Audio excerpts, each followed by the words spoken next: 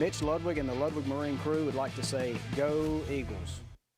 Trinity Diamonds Direct, 201 Blanchard Street in West Monroe. Wholesale jewelry with integrity. They provide honest, professional experience while offering stunning diamonds and fine jewelry at or below wholesale prices. And we do custom pieces by appointment. Engagement rings, tennis bracelets, pearls, earrings, necklaces, gemstones, loose diamonds, and jewelry repairs. Trinity Diamonds Direct, 201 Blanchard Street in West Monroe.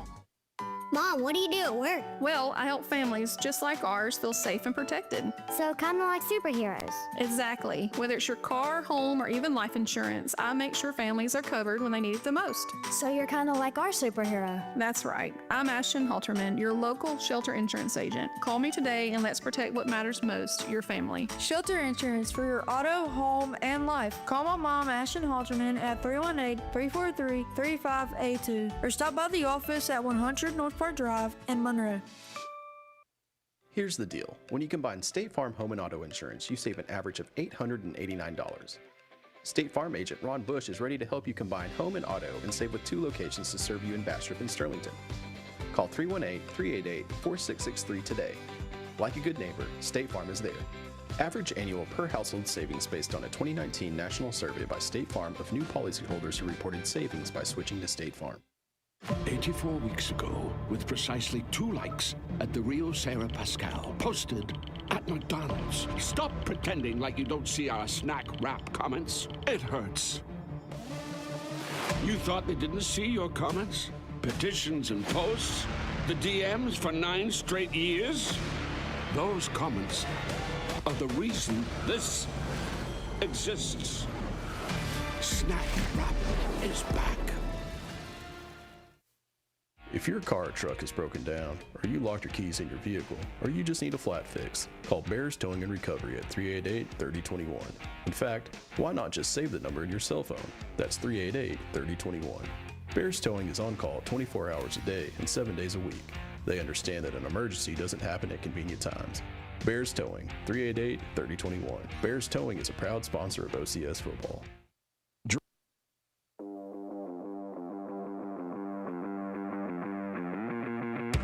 It's time for Ouachita Christian football with David Gordy, Daniel Kirkendall, and Mike Gray.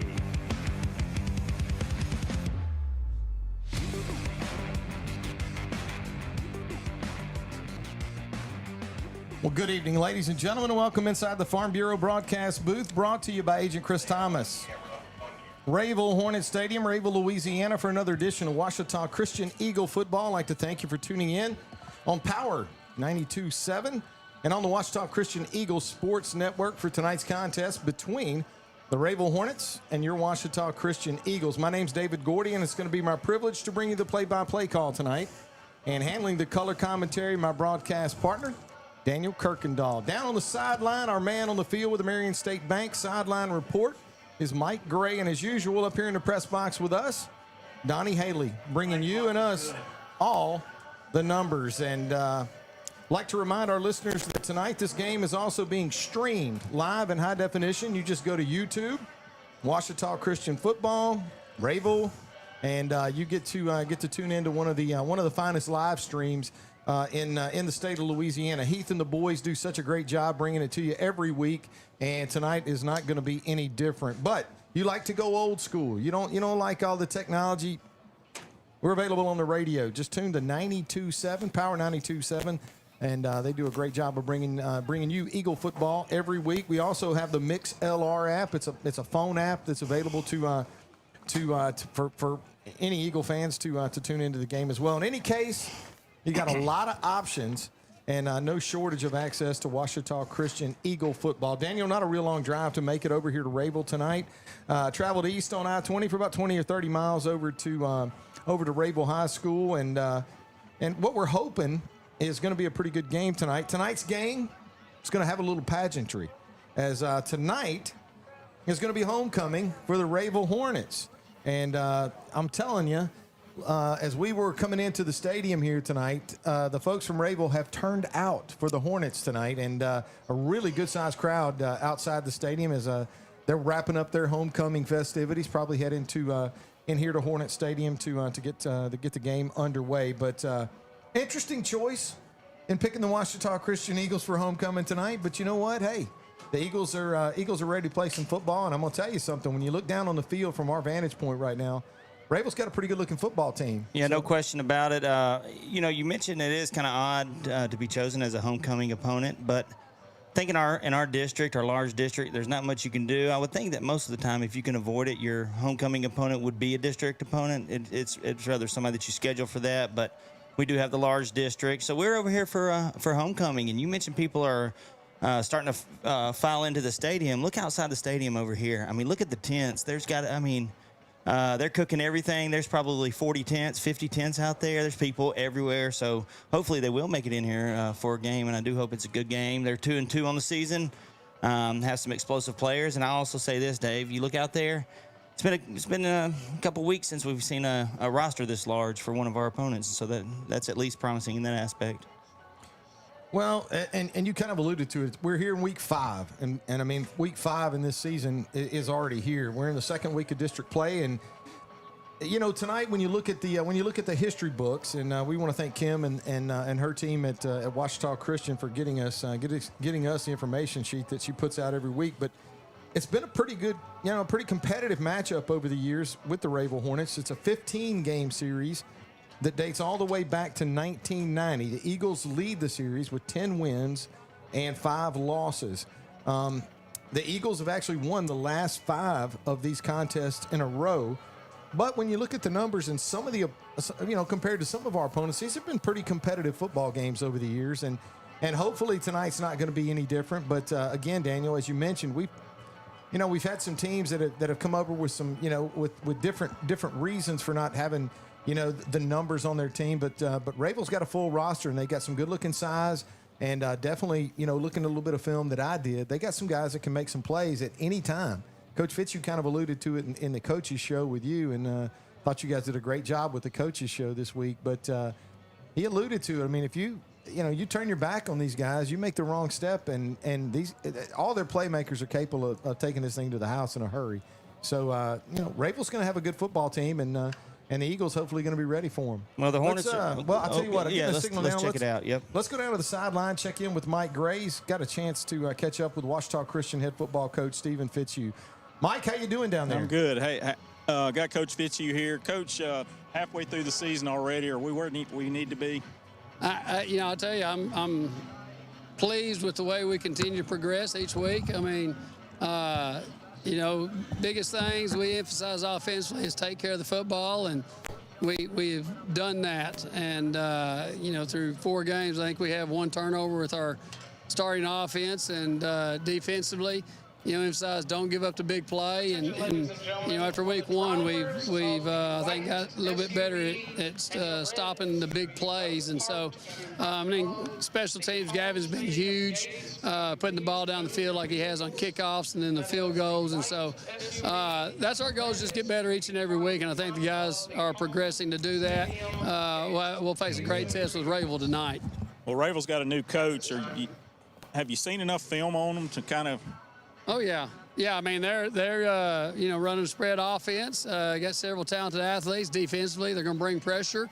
They're a much more disciplined football team than what they have been, I think, the past couple of years. And so Coach Middleton's done a great job with them. And again, it shows.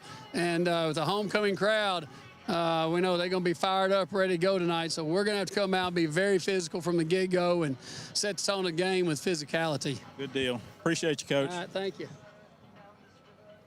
Guys, I hope it's like you said, they've got more kids on their team. They look a lot better than some of the kids we've played against, and I hope we're in for a good ball game. All right, Mike. Thanks a lot. Mike Gray with the Marion State Bank Sideline Report, and a visit with head coach Stephen Fitzhugh. We're going to take our first break from here in Rayville as the Rayville Hornets wrapping up their pregame warm-ups. The Eagles heading into the locker room, finishing up theirs. And we'll take a quick break, about 18 minutes away from getting tonight's contest underway. You're listening to Ouachita Christian Eagle football on the Ouachita Christian Sports Network.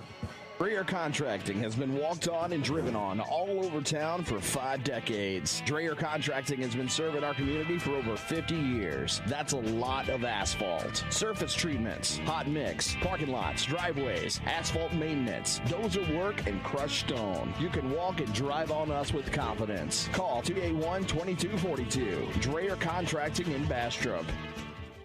Are you tired of pushing through the pain? Do you struggle day in and day out with simple tasks? Are you ready for change? If so, call Louisiana Pain Care. At Louisiana Pain Care, our doctors are board certified and fellowship trained to target the source of your pain and help you manage it. Visit lapaincare.com for more information and to schedule your appointment. Louisiana Pain Care, your spine care experts. When lights go out on game night, what matters most is family, trust, and community. At Jim Taylor Buick GMC, that's who we are. We've been serving Northeast Louisiana for more than 2 decades. With certified technicians, service after the sale, and relationships that last long after you drive off the lot. Visit us online at jimtaylorbuickgmc.com or in Monroe, where we are professional grade, and we never stop working for you. Hi, I'm Dustin Balance with Ludwig Marine. We have 2 locations to serve you, one on Darbone Lake in Farmerville and one right here on 165 North in Monroe. Come by and check us out. We have the best brands on the market: Phoenix Bass boats, Weldcraft aluminum boats, and your Gator Tail duck boat needs. Give us a call today at 318-545-5595 or check us out on the web at www.ludwig-marine.com. Mitch Ludwig and the Ludwig Marine crew would like to say, go Eagles. This is Coach Fitzhugh. Thanks for listening to Washita Christian Football on the OCS Eagle Football Network. And now back to the Farm Bureau broadcast booth. Don't you love when Coach Fitzhugh brings us back? Hey, he's happy we're here. Absolutely. It's great. Coach Fitzhugh, thanks for welcoming everybody back into the Farm Bureau broadcast booth, brought to you by Agent Chris Thomas. Both teams have finished their pregame warm-ups. Eagles headed into the locker room. A little interesting twist tonight. The Eagles wearing away white, and that's something we hadn't seen so far this season. But this is our first road trip of the season. I guess kind of minus ULM type thing, but it's the first time we've been on the road, and it's been nice being at home for the first 4 games of the year. Week 5 brings us over here to Rayville. Not only are the Eagles for the first time wearing the away whites, they're wearing the green lids. Oh, yeah. Broke out the green helmets for tonight's game. I like this. I like this fit that they got going on. I like the white. It as well. I like the green. With the green helmet, it looks good. And I'll tell you what else looks good. This is my first time to be here at Rayville Hornets Stadium. I don't know if it has a name, but the facilities are just fantastic. I mean, the track, the playing surface, the bleachers. It's a really good venue to have a football game. Good weather tonight. Good night for homecoming too. Oh, absolutely. I will say this: the Eagle. We're gonna break some news to you right now. Washita Christian travels well. Yeah, we've got just about 3/4 of the visitor side of the stadium filled up with fans tonight as everybody continuing to make their way over from Monroe to tonight's game. Eagles come into tonight's contest at 4-0. They're undefeated. They haven't given up a point in 3 of those 4 games. The Eagles are coming off a win over Madison Parish last week, 52-0. The Hornets enter tonight's contest at a pretty respectable 2-2, coming off a tough loss last week to the Oak Grove Tigers, 50-15. The head coach for the Washita Christian Eagles is in his 28th season. Coach Stephen Fitzhugh. Coach Fitzhugh's career record with Washita Christian is 268 wins against only 82 losses. The head coach for the Rayville Hornets is Lynn Middleton. Coach Middleton comes into tonight. This is his first year as the head coach with the Rayville Hornets, and he's got a career record of 2 wins and 2 losses. One thing I think is worth noticing, I mentioned it to you last week. We've kind of, I don't follow the polls. The polls literally mean nothing, right? I mean, we're looking at one poll, which is the Louisiana High School Athletic Association power ratings, and that hasn't had time to take shape yet. You don't learn a lot going there right now. Correct, but the one thing you do kind of look at, and everybody's guilty, right? We started off, I think, as maybe the number 5, crept up to number 3, last week at number 2. So here's the thing: the Eagles are continuing to creep up the polls a little again this week.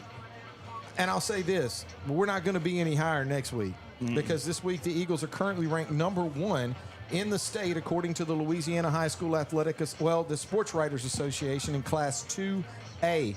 The Hornets coming in unranked in the same poll.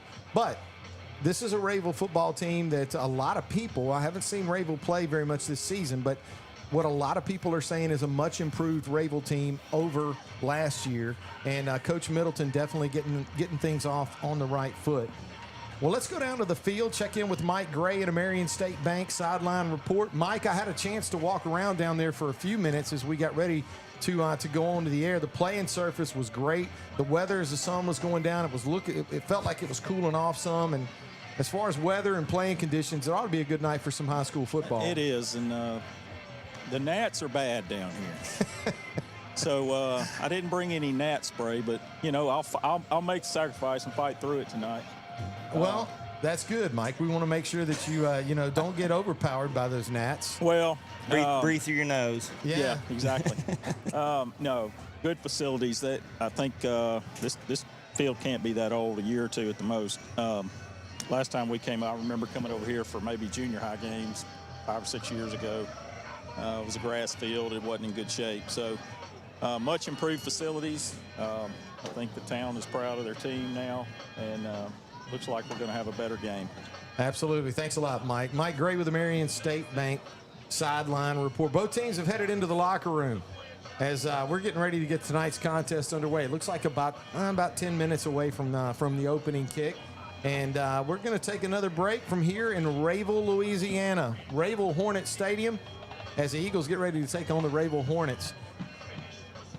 Invite you to come back and join us for tonight's kickoff. You're listening to Ouachita Christian Eagle Football on the Ouachita Christian Sports Network. Trinity Diamonds Direct, 201 Blanchard Street in West Monroe. Wholesale jewelry with integrity. They provide honest, professional experience while offering stunning diamonds and fine jewelry at or below wholesale prices. And we do custom pieces by appointment. Engagement rings, tennis bracelets, pearls, earrings, necklaces, gemstones, loose diamonds, and jewelry repairs. Trinity Diamonds Direct, 201 Blanchard Street in West Monroe.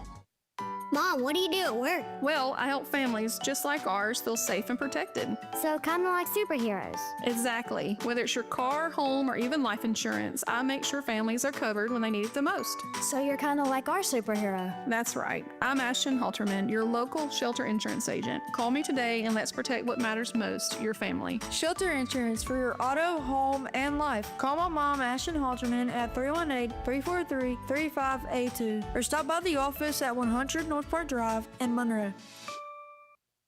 There's no better time to get rid of those glasses or contacts. Now with the latest in LASIK, all laser eye LASIK, safe and ultra precise. Call for a free evaluation. 318-32-LASER, 318-32-LASER. Make the high, humble decision for your LASIK care and clear vision.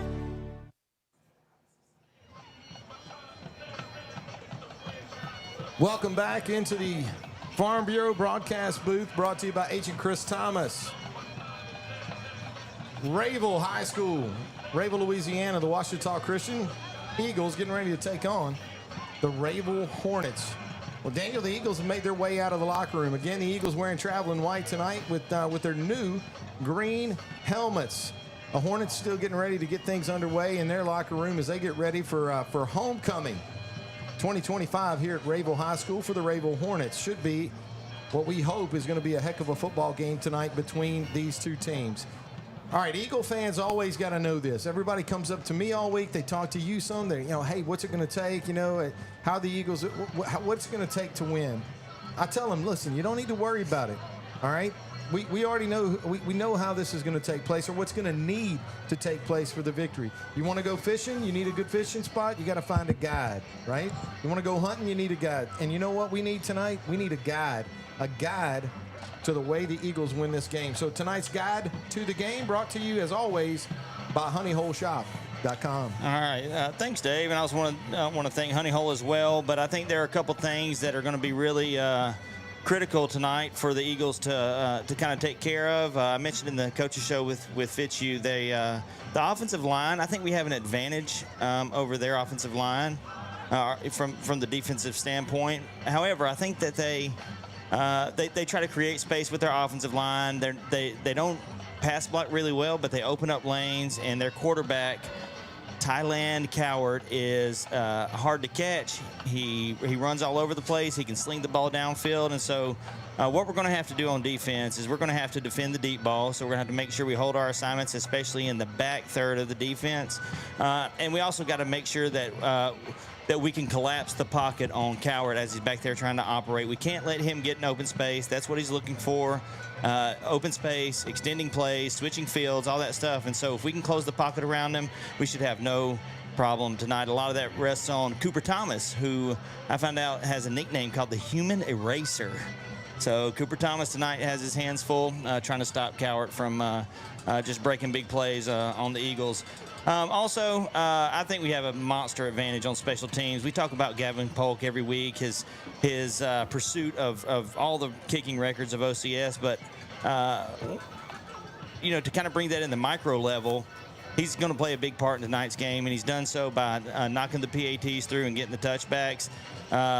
Because of Gavin Polk and the way that he's able to kick the ball, our field position is significantly better than our opponent throughout the season. Instead of starting at our own 20, we're starting across midfield a lot of times, and I think we have a huge advantage there. May be able to force some turnovers.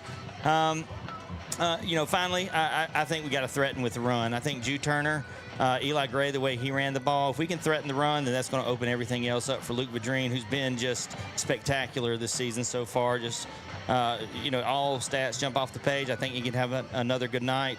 And then the last thing I want to say, Dave, is we've got one thing. If there's one thing I want to say that we need to kind of be careful, look out for, is they have a couple of trick plays. Right? The Hornets will have a couple of trick plays. They scored on a double pass against Oak Grove. They're a team that's played competition at a higher level than any other team that we've played this year. So their experience level is going to be higher. And so this is going to be a little different test. I think we may, are more susceptible to kind of sputter on offense and have to work for our yards a little bit more. And, who knows how it'll turn out. But this is a district game. It is homecoming, a lot of distractions. Expect our guys to have laser focus tonight and put it on the Rayville Hornets.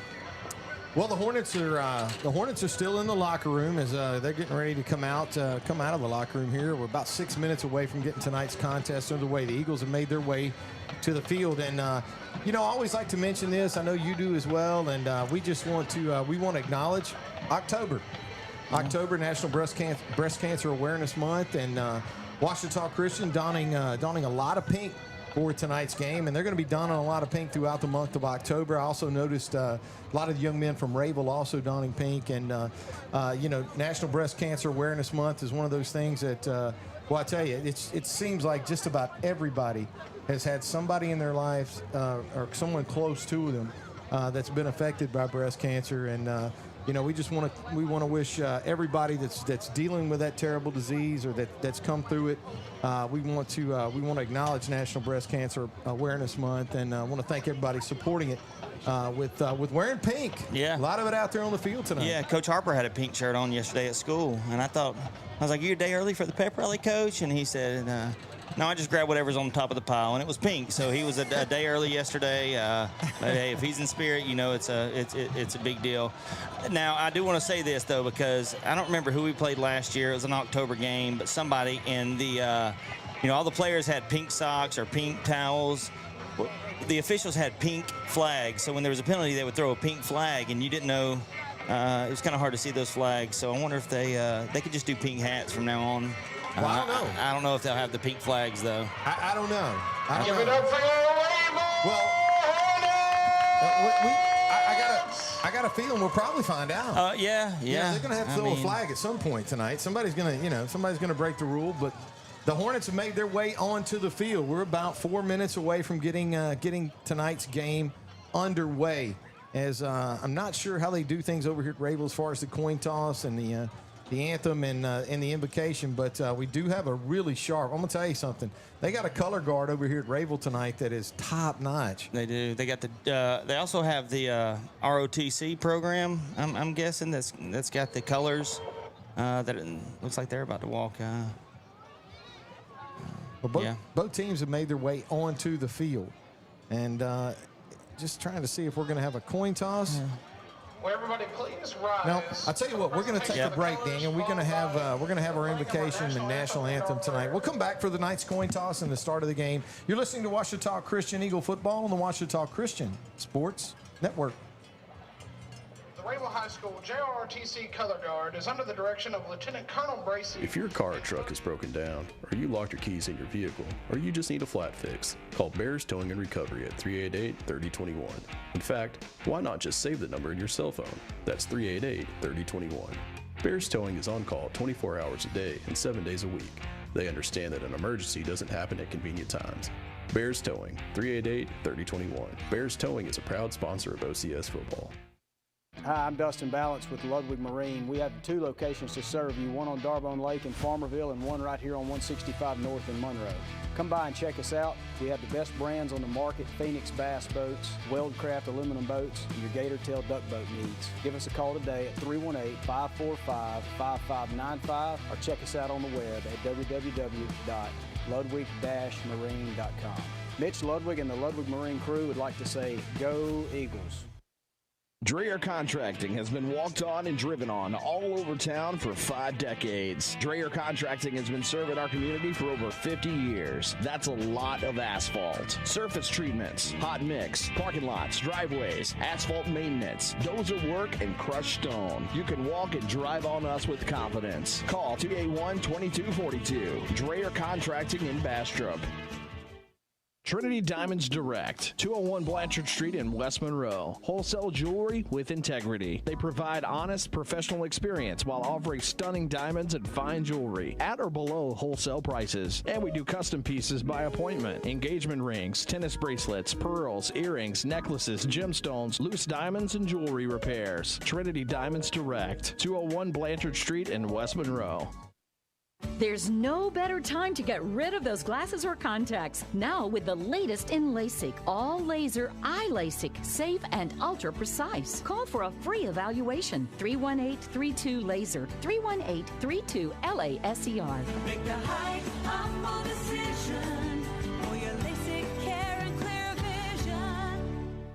Are you tired of pushing through the pain? Do you struggle day in and day out with simple tasks? Are you ready for change? If so, call Louisiana Pain Care. At Louisiana Pain Care, our doctors are board certified and fellowship trained to target the source of your pain and help you manage it. Visit lapaincare.com for more information and to schedule your appointment. Louisiana Pain Care, your spine care experts.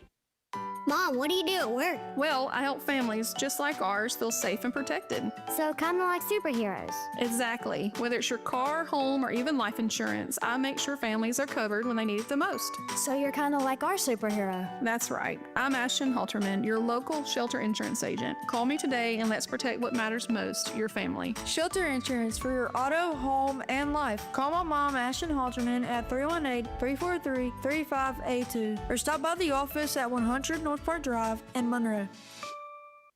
Here's the deal. When you combine State Farm Home and Auto Insurance, you save an average of $889. State Farm agent Ron Bush is ready to help you combine home and auto and save with 2 locations to serve you in Bastrop and Sterlington. Call 318-388-4663 today. Like a good neighbor, State Farm is there. Average annual per household savings based on a 2019 national survey by State Farm of new policyholders who reported savings by switching to State Farm.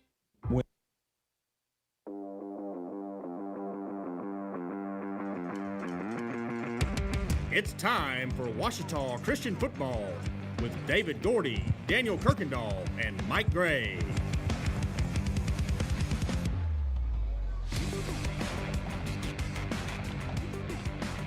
Welcome back inside the Farm Bureau broadcast booth, brought to you by Agent Chris Thomas.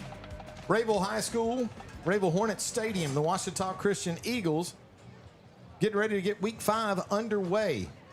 We had the beautiful invocation tonight, and I got to tell you, probably one of the better Star Spangled Banners I've ever heard played on a guitar, and I've heard a few, man. That was solid. That was really good. It was kind of the electric guitar. Oh, yeah, kind of. Little Jimi Hendrix rendition. It was good, though. That was really live. well. Oh, yeah. That was not tape or anything. We came in as we got into the booth tonight, and we saw the Gibson plugged in, ready to roll. Hey, DH knows that guy.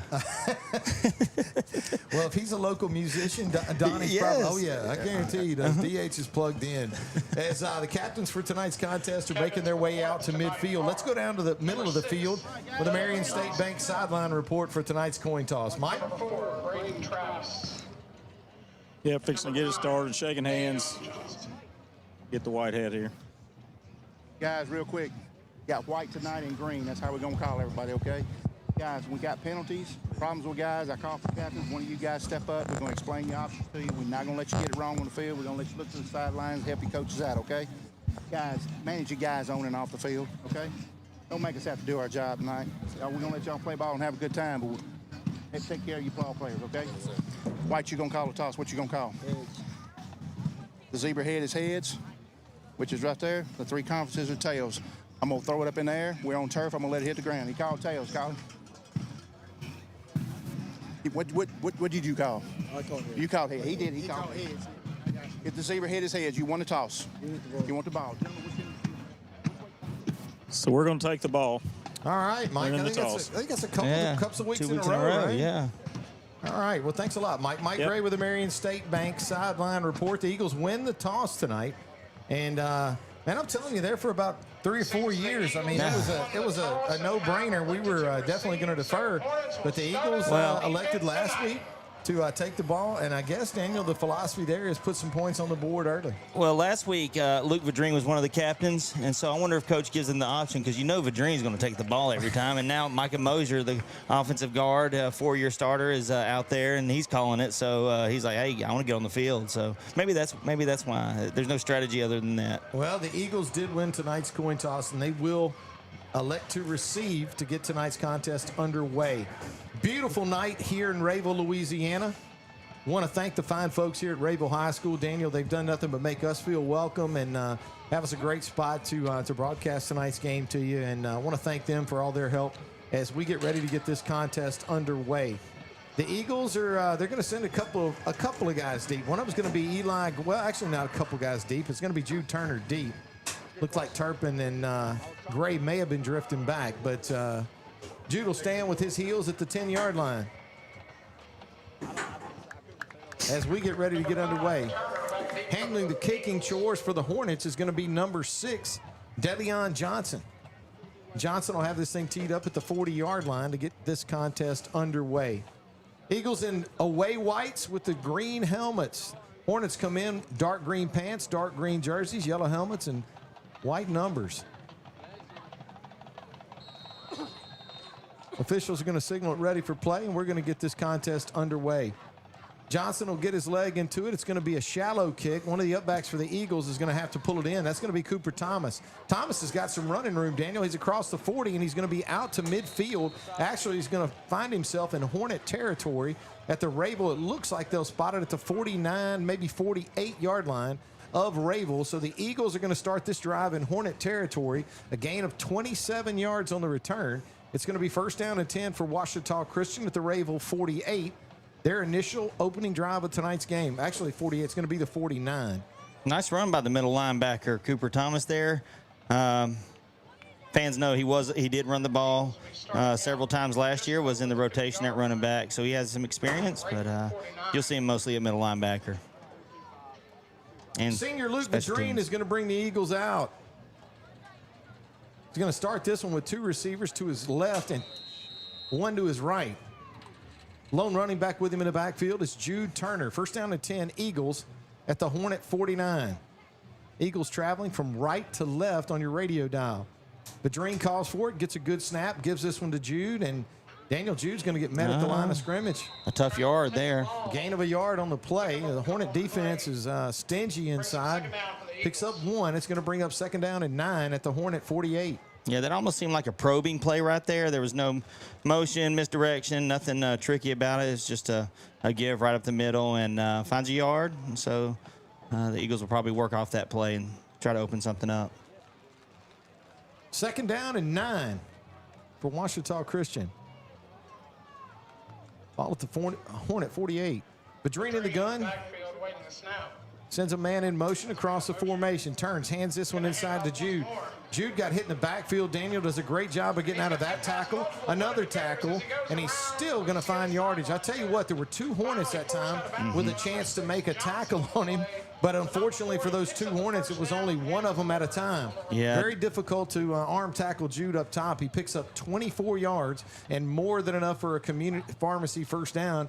The Eagles going to find themselves with the football now, 1st and 10 at the Hornet 24-yard line. Yeah, the linebacker on the left side of Rayville's defense, number 7, Deshaun Washington, was there. But Jude does a good job, jab steps, and gets around his the grasp of Washington. 1st down and 10 for the Eagles. 3 receivers wide to the left. Trips left, single right. Turner joins Luke in the backfield. Luke looks to throw. He's got some time, puts it across the middle. Turpin's going to pull it in, and the Hornets are going to try and keep him out of that end zone, and the officials are going to blow it dead. It looks like they'll spot it at the 2-yard line, but that's going to put the Eagles inside the Washam Agency red zone. 1st and goal at the 2, a gain of 22 yards on the play. Eagles are wasting no time here, Daniel. 1st and goal at the 2, Vadrine in the shotgun. Quick snap, turns, hands this one to Jude. Oh, Jude they're got marking men him at the line short. of scrimmage, and they will stop him just shy of the goal line. And in all fairness, Daniel, it may have slowed his forward progress right there at the goal line. So it is going to be 2nd and goal. And now you're talking about 2nd and goal at about the 6-inch line. Yeah. Luke in the gun.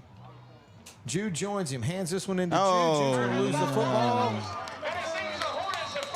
And the Hornets are going to get a huge turnover right there as the Eagles at the 6-inch yard line are going to lose possession of the football. The Hornets are going to recover, and Rayville is going to have the football now. It looks like they'll put it right at the Hornet, let's call it 4-yard line for Rayville to start their first drive of the night.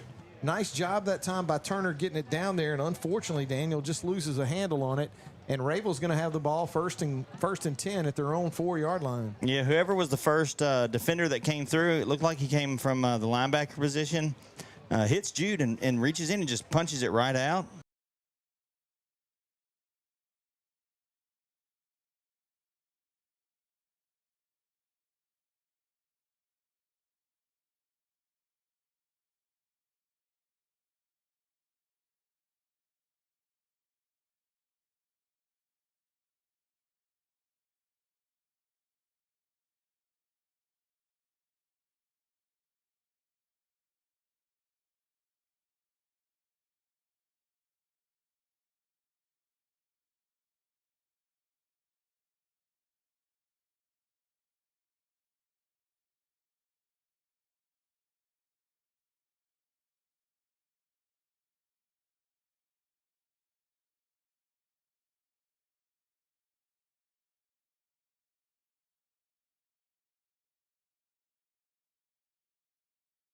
Two receivers to Johnson's right, one to his left. They keep one running back in the backfield, and that's Johnson. First possession coming off an Eagle fumble, and the Hornets are going to have one of their own. Snap's going to be mishandled. Coward He is picked up a yard or two. going to recover that football, and it looks like he may actually have picked up 1 yard on the play, depending on the spot, but it is. It's going to be 1 yard. Could have been a disaster that actually turns into a 1 yard gain for Rayville.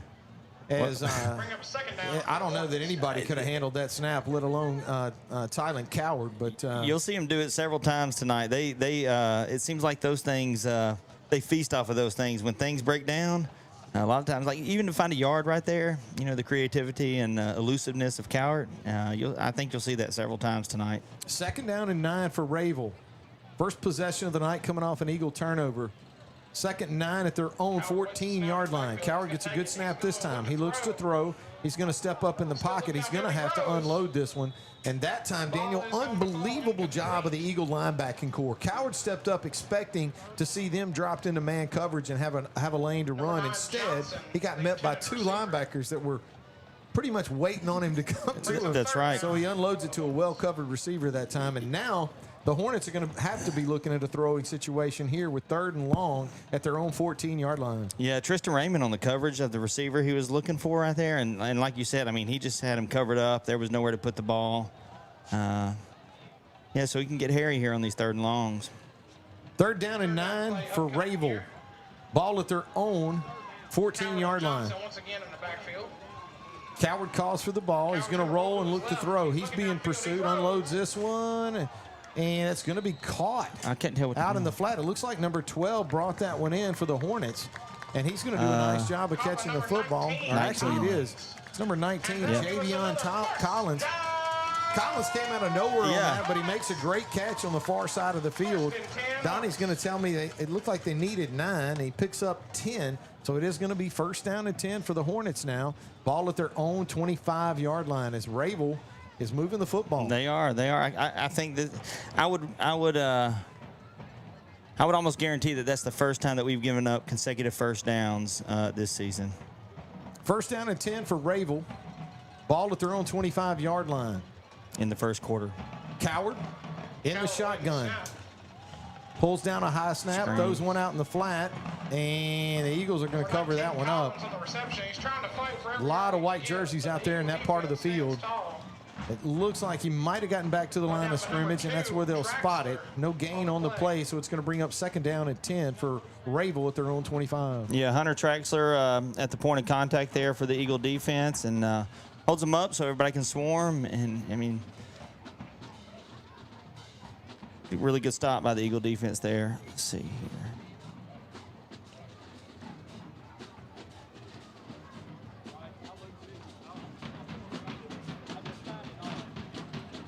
First down and 10 for the Hornets. Or actually 2nd down and 10 for the Hornets. Ball at their own 25-yard line. Keep this one on the ground with Johnson, and Johnson's doing a great job of spinning away from these Eagle defenders, but it's going to be short. Gain of 4 yards on the play, so it's going to bring up a big 3rd down here. 3rd down and 6 as they find themselves now with the football at their own 29-yard line. Hornets are going to have to get to their own 35 to pick up this 1st down.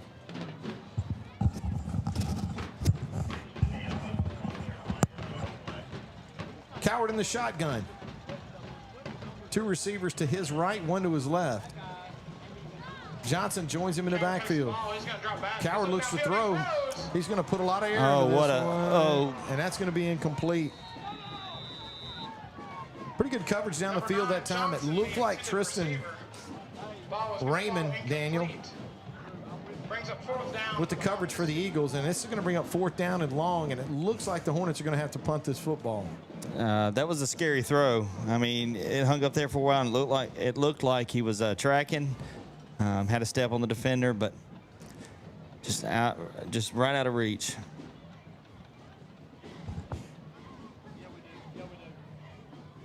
So this is where it can get, you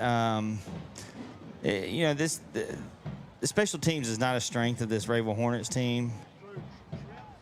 Looks like, let's see, it looks like we're going to set up a return here.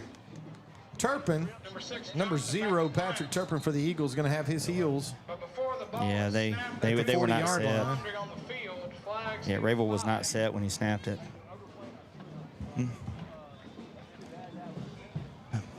Delay game. Donnie says delay game. Well, so does the official, and that's what it's going to be. They're going to get the Hornets for 5 yards, and we'll try to do 3rd down again. So now you're going to be our 4th down again. So now you're going to be looking at 4th and 10. They put the football at the Hornet 24-yard line. Turpin will stand with his heels now at the Eagle 45. The snap's going to go over his head. And the Eagles are going to, I don't know yet. The Eagles look like they're recovering, but it's going to be interesting, and it is. The Eagles are going to come up with a recovery in the end zone. Touchdown, Eagles. Washita Christian's going to score on a special team. Daniel, you said they had struggles with some of the special teams playing. Boy, that's a big one there. That's Washita Christian, who fumbled the ball at the 1-yard line only a few moments ago, recovers the ball at the 1-yard line, and the Eagles are going to put a touchdown on the board. Nice job that time. That was Brock Abels, number 47, the linebacker. I think that's his 3rd fumble recovery. He's got a knack for the ball bouncing his way when he's on the field. Number 18, Gavin Polk On to attempt the extra point for the Eagles. Number 18. Turpin the hold. Polk lining up for the PAT here. Good snap, good hold. Gavin's kick is good. It goes. As the Eagles are going to climb out to a 7-0 lead with a big fumble recovery against Rayville here early in tonight's contest. Let's go down to the sideline and check in with Mike Gray at Marion State Bank. Sideline report. How you doing, Mike?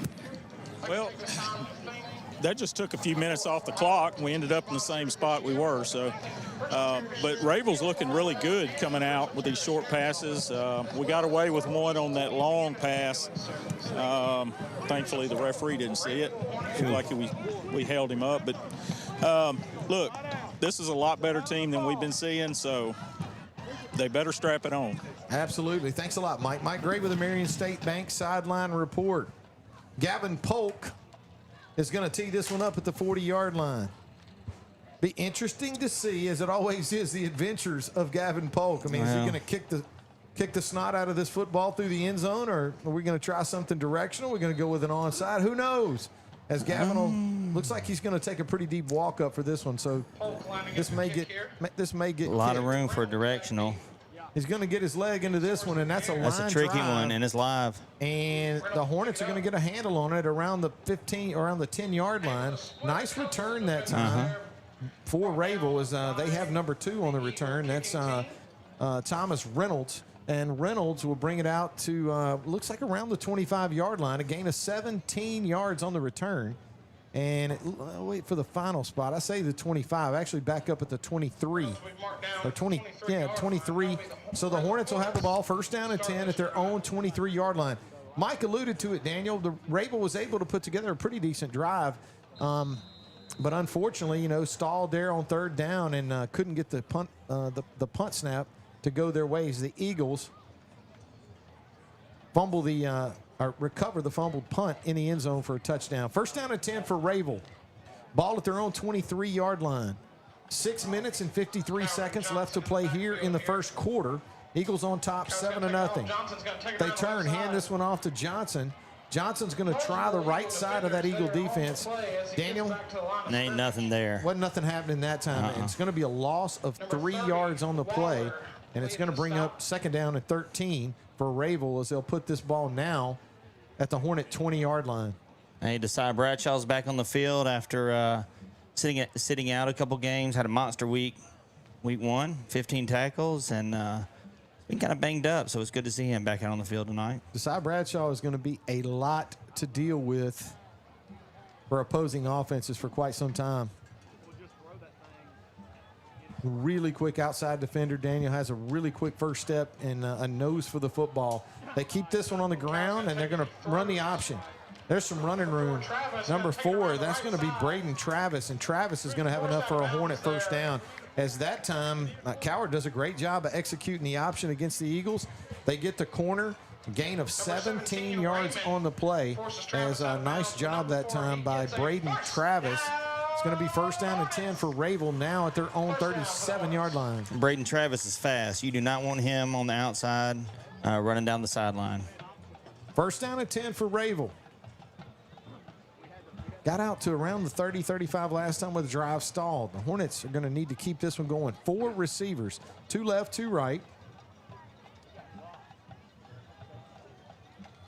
Johnson's going to join him in the shotgun. Coward's going to keep it himself. Going to run a little read option that time as Coward will dance out of bounds, but he's going to pick up some good yardage on first down for the Hornets, as it looked like he picked up 3. Yeah, we'll see where they spot this, but it's going to actually be 3, call it short 4, long 3. It's going to be second down and 7 as they'll put this football right between the 41 and 42-yard line. I'm going to tell you this, David, and it looks like our defensive line is in the right position. Our defensive front is in the right position, but they're biting on these play fakes, and so they're getting a step behind. That's how they're able to get to the outside, get to the edge, find the creases because of that one misstep that we're making on defense. Coward gets the football, turns, hands this one inside, right up the middle. Johnson with a great effort that time, Daniels. He explodes through the hole, gets back to the second level of the Eagle defense, but That's where he's met and dropped, a gain of 3 yards on the play, but it's going to bring up a pretty manageable third down here for the Hornets. Call it 3rd and 2 as they put this football at the Hornet 45-yard line. 5 minutes and 32 seconds left to play here in the first quarter. Ouachita Christian leads 7-0. Homecoming here at Rayville in 2025. You got to think the playbook is wide open for Rayville. If it were me, I'm not thinking punt at all here. So you try to get these 2 yards. You tell yourself you have 2 plays to get those 2 yards. And so we'll see what they do. They may take a shot deep right here. Coward in the shotgun gets a good snap from center. They keep this one on the ground, and the Eagles will have none of it. Yep. That's a vicious open field tackle that time by guess who? Desai Bradshaw. It's going to be a loss of 2 yards on the play. So you turn a very manageable third down into now a 4th and long. And they're going to send out the punter. With 4th and 4, looks like the Hornets are going to turn. Let me tell you something. Desai Bradshaw closed the gap between him and the ball carrier that time in what seemed like an instant. Not only that, Daniel, but he finished the tackle with a beautiful form tackle, and that's a 2-yard loss. It turns up, like you said, maybe 4th and 1 they go for. 4th and a long 4. Yeah, they're going to punt this football. Well, they're having some type of communication issue going on. All right, good snap. Low snap from center. This time, how did that almost not get blocked. Turpin's going to catch that one about the 34. He's across the 40, across the 45, and he's going to be brought down right at midfield. Pretty nice return that time by Turpin. It looks like they'll put this football at midfield where the Eagles will start their second drive of the night. Yeah, now, if you're just tuning in, the Eagles do have 7 points on the board, but they have that recovering an errant Rayville punt snap in the end zone for a touchdown. The Eagles do a great job on their opening possession. They get down to the 1-yard line, and they turn the ball over to the Hornets. Right now, the punt covered 25 yards. They got 18 on the return, so it is going to be first down. Yeah, I think 10 for the Eagles at midfield. I think they fumbled on the 5th play of the game, and they have not had the ball back since then. So we've had to endure 2 Rayville drives that amounted to nothing. And so now we finally get the ball back with 4 minutes. The Dream gets a good snap from center, hands this one to Jude Turner, and Jude Turner carries a couple of Rayville defenders with him on a gain of 5 yards on the play. Maybe 6, actually, Daniel, as it's going to bring up 2nd down and 4 for the Eagles now with the ball at the Hornet 44-yard line. I like this. There's the band. I like this kind of soften up the defense. These shots to the body that Jude is giving right here, and I'd like to see that for a little while and just wear him down, and then you can open things up. Jude joins Luke in the backfield. 2 receivers to Luke's right.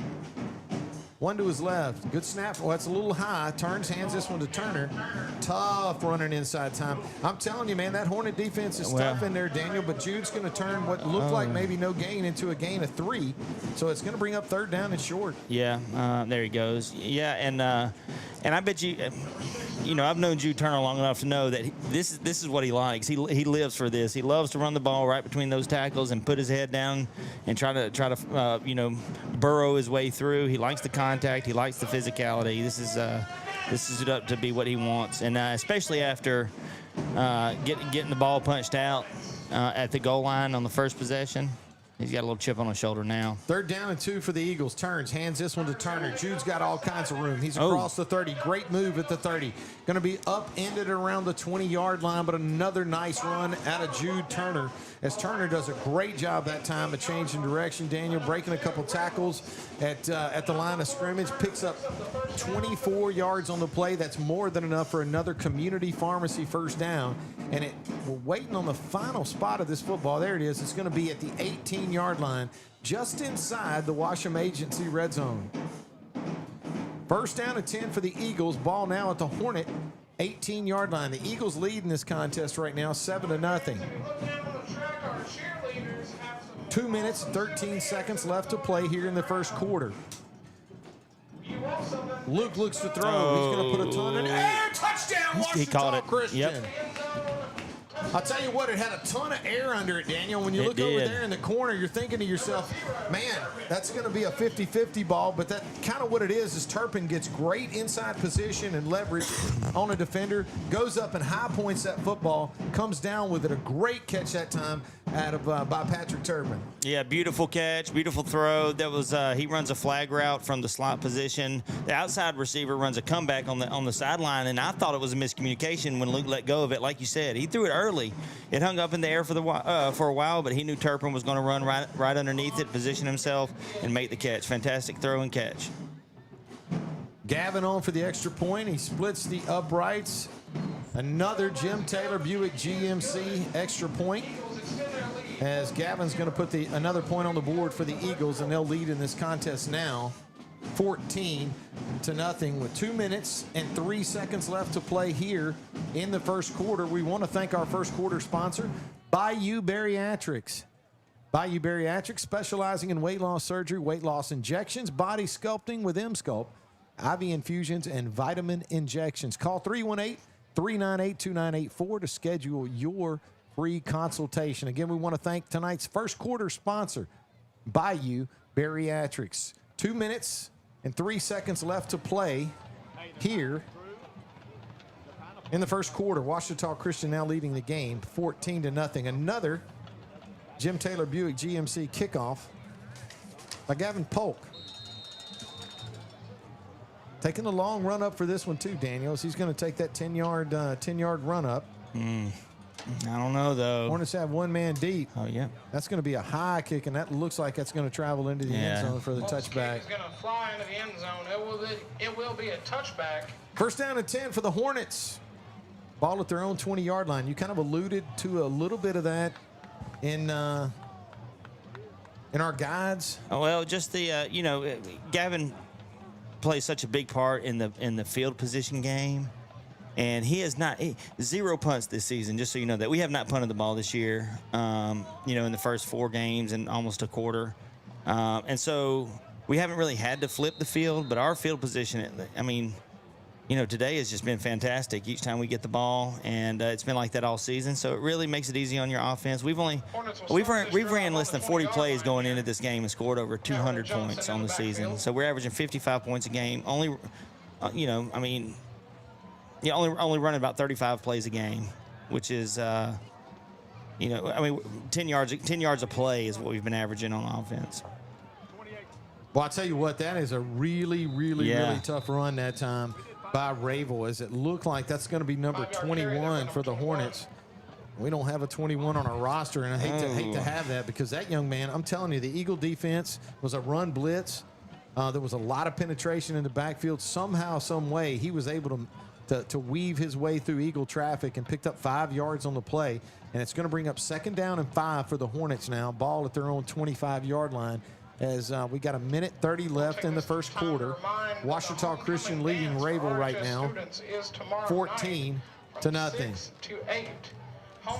Number 3, Tylen Cowart, quarterback for the Hornets, is in the shotgun. Johnson will join him in the gun. He turns, hands this one to Johnson. Nothing. And I will tell you, there wasn't a whole lot happening that time, as the Eagle defense is going to stop him at the line of scrimmage and lose a yard on the play. And that's going to bring up now 3rd down and 6 for Rayville. The ball will be put back at their own 24-yard line. Yeah, the Eagle defensive line and linebackers just really collapsed the whole offensive line, not allowing you anywhere to run. Just under 50 to go. So 3rd and 5, Rayville's found themselves in this situation several times. Tried a couple of different things. Last time it was a little shorter, and they tried to run the ball and lost several yards. I got to think the quarterback Cowart's going to hold on to it as long as he can. 3rd and 6. Cowart's going to roll, tries to find some time. He's going to feel some pressure, and he's going to have to throw this one out of bounds. And that's going to bring up 4th down and long for the Hornets. Let's call it 4th and 6.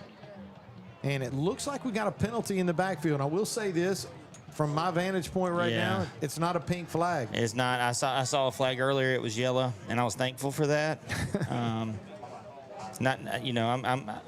I'm for the supporting all the people who are struggling and everything, but that's why I say give them pink hats. Let them use the yellow flags, because those pink ones were hard to notice last year. Well, it's a 5-yard penalty against Rayville. The Eagles look like they've elected to decline the penalty. So it's going to bring up 4th down. It's going to be 4th and 6. The penalty will be declined. Remains 4th down. And I'll tell you what, the punting adventures, this could be. I mean, the snap last time was low and slow. The Eagles almost blocked it. The first one went over his head.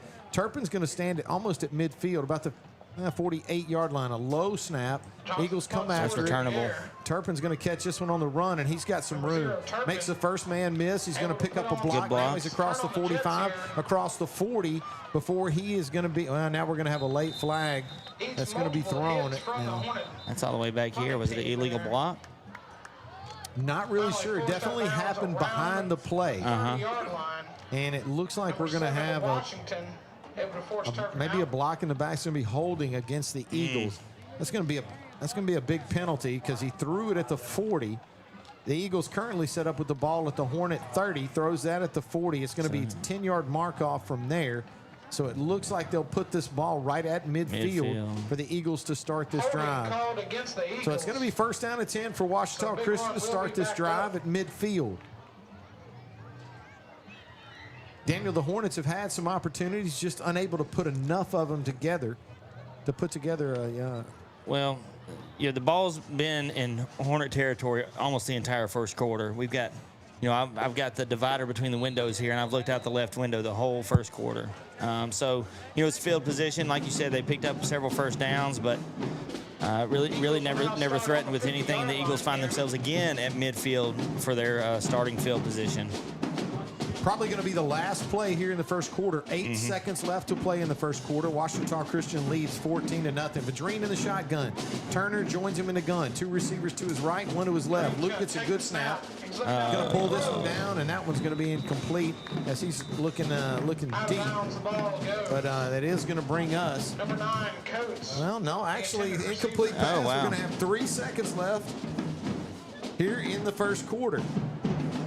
Yeah, Daniel, I'll be honest with you. I don't know if Luke didn't get the look he was looking for because that was thrown way over the head of his intended receiver. That's what I think happened. I think he covered pretty well. Yeah, but I think he was looking for Luke Edwards, and they had a safety over the top, and Vadreen didn't feel comfortable letting it go in the middle of the field, and so checks down to Ridge, and there's not much there. Ridge hadn't caught a pass in a couple weeks. He's had a couple shoulder issues, but yeah, I think Wisely throws it away. I think that was intentional. Second down and 10 for the Eagles. Luke calls for the ball. It's a high snap, pulls it down, gets it to Jude Turner. And Turner, boy, a tough run that time by Jude, but a good defensive effort that time by the Hornets as Jude will pick up 1 yard. And that will officially bring us to the end of the first quarter and our first timeout of the game.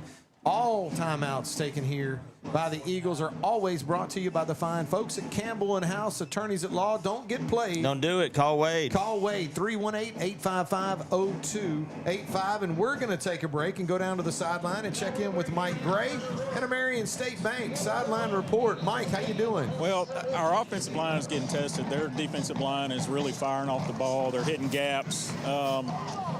They're keeping about 7 guys in the box with our 5 blockers, so it's a little difficult at times, but they're going to learn a lot from this. Offensively, I see some mismatches.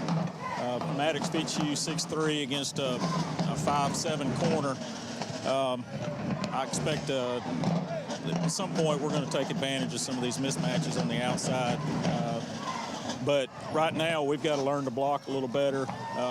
They're just not picking up the stunts very well, and so we're gonna learn a lot this second quarter. Thanks a lot, Mike. Mike Gray with the Marion State Bank sideline report. First play of the second quarter. We're getting ready to get this thing going. Third down and 9 for the Eagles. Vadreen with the football at the Hornet 49-yard line. Looks like the Hornets are bringing the house. 3 receivers to Luke's right, 1 to his left. Jude joins him in the backfield. Good snap from center. Luke looks to throw. He's got plenty of time, Daniel, but he's going to have to try and find somebody open, and he's going to throw an interception. Yeah. I think that. Incomplete. Incomplete.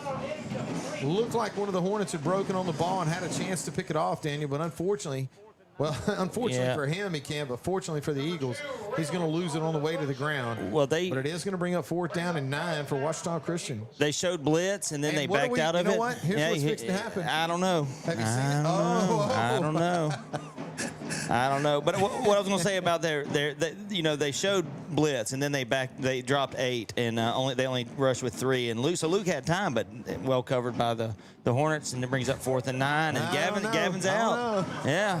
But Gavin Polk, It's just been so long since we've seen him punt the football, but now the Hornets are going to take a quick time out here as they're going to think about things. So when I told you that Gavin was trotting out for his first punt, you gave me the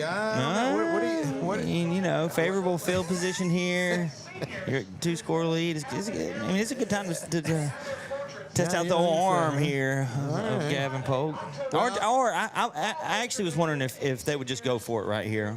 Yeah. Well, in any case, that right now we got a timeout. You know what happens when we have a timeout. Yeah. It's always brought to you by the fine folks at Campbell and House. Attorneys at law. Don't get played. Don't get played. Call Wade. Call Wade, 318-855-0285. Want to thank the fine folks at Campbell and House.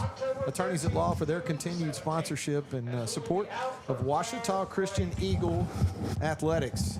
11 minutes and 52 seconds left to play here in the second quarter. Ouachita Christian leads this contest right now 14-0. As Daniel alluded to earlier in the guide to the game, the Eagles have yet to punt the football all season long. So here, looked like we were going to see Gavin Polk on the punt, but they called timeout for a reason. I will tell you that. Rayville called timeout for a reason. Why would you do that on a punt unless you saw something that kind of, kind of got you worried a little bit? We haven't seen him punt this football. We have not seen him punt. I will tell you this. Kind of known as maybe as good a punter as he is kicker. Yeah. But we'll see. Gavin's going to stand. A lot of field over here.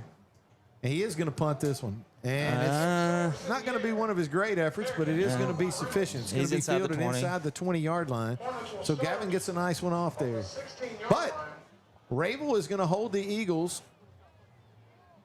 and the Eagles are going to punt this one. First time we've seen Ouachita Christian punt the football all season. Maybe even a good thing that we finally got one in. The punt covers 28 yards, actually.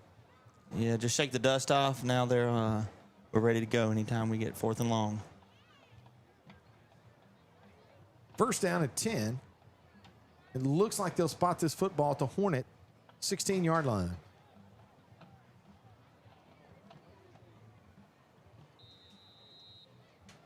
Number 3, Tylen Cowart will bring the Hornets to the line. Going to line up in the shotgun. Going to be joined in the backfield by number 6, DeLeon Johnson. 2 receivers to his left and 2 to his right. 4 receivers part of the set. Sends a man in motion. They're going to turn and hand this one inside. Looks like to Johnson again, and that time. Desai Bradshaw again. Loss of 1 yard on the play. He just caved in that whole right side. I'm telling you, man, Desai Bradshaw, you just see him. He's like, man. He's Daniel, he's one of those guys that can make a difference on the defensive side of the ball for the Eagles. He really, really can. But, I mean, you got some other guys as well. It's just, it happens fast with Desai. It does. It does. And that's the thing about this football team. We've said it. You and I have. This is a lot of good skill players offensively, and we got some skill players on the defense. Cooper Thomas, Desai. I mean, you got some guys that can just make plays all over the field. The Hornets are going to lose 2 yards. It's going to be 2nd and 12. This time, Cowart's going to be in the shotgun. This time, he sends trip receivers to his left, and it looks like we're going to have a timeout taken by Rayville as they try to figure this thing. Oh no, that's actually looks like it's going to be delay a game. The second. Delay a game penalty thus far against the Hornets. Man, when you're trying to stay ahead of the chains on this thing, it's really tough when you're giving the Eagles 5 yards a couple of times so far tonight. But it is going to be a delay. It's going to cost Rayville 5 yards. So now you're going to be looking at 2nd and 17 as they put this ball at the Hornet 11.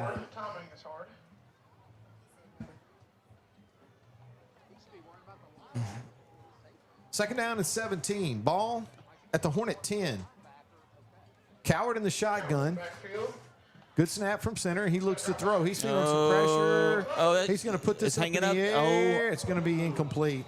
Had a receiver that time, Daniel. He was throwing it up in desperation, but he almost had number 19, Jatavian Collins, pull that in, which would have been a huge small victory for Rayville. He still would have lost yards. Well, no, from the original line of scrimmage. But in any case, it is going to bring up 3rd down and a bundle now for the Rayville Hornets as they're going to be looking at 3rd and 17. And we've got a penalty marker. No, not a penalty marker. It's just one of the officials handing a pink towel back to one of the Hornets. Incredibly, he avoided a sack and a safety on that somehow and was able to get it out and almost completed it. It was almost caught. 3rd down and 17 for Rayville. They're going to need something big here to keep this drive alive. Coward will drop back into the shotgun. Johnson will join him in the gun. He gets a good snap from center. He's feeling some pressure from this Eagle defense. Unloads one. He's got a receiver wide open down the middle of the field. That's Devion Johnson, and Johnson is going to haul that one in as Johnson is running back. Must have slipped out of the backfield. And no, actually, that's not. That's number 8. Want to make sure we give that to Gustavius. Well, actually, now they're going to give it to Johnson, so I will too.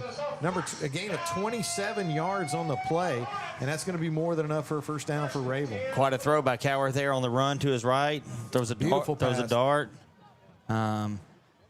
I do want to talk about Cowart for a minute because last year was his first start when Rayville came and played at OCS for our homecoming. That was his first start at quarterback. Good gracious.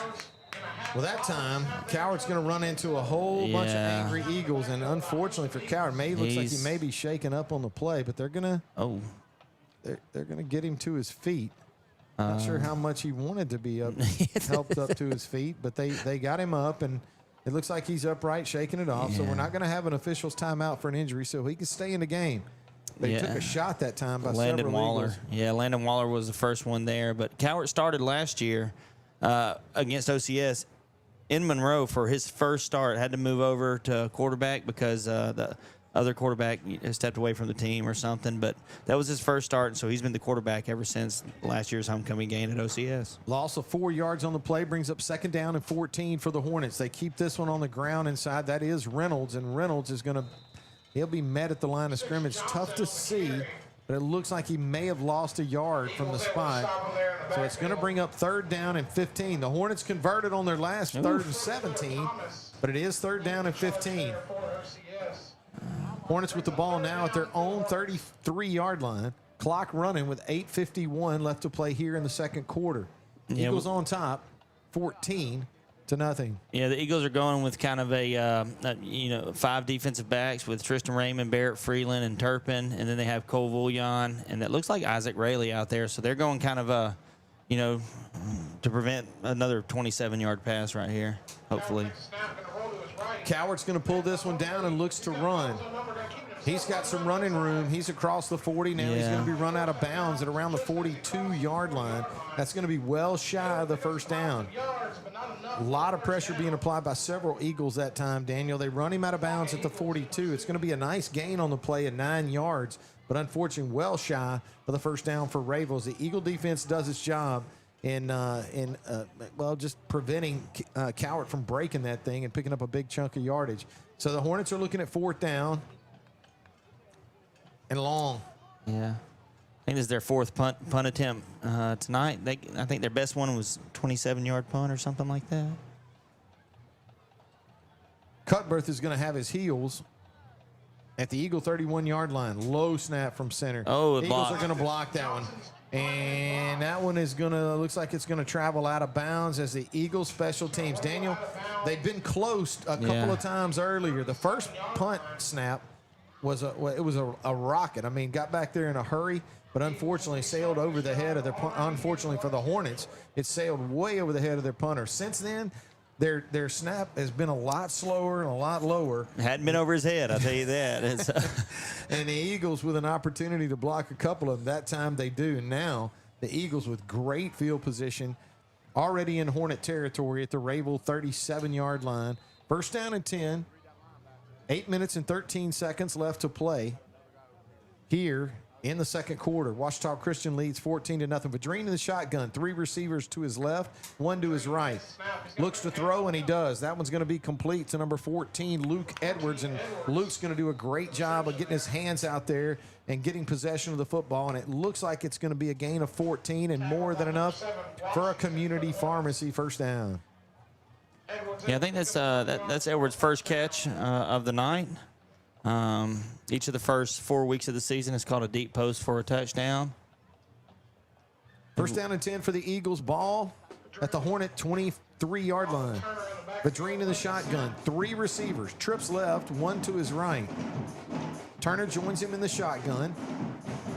Luke calls for the ball and gets a good snap from center. Looks to throw.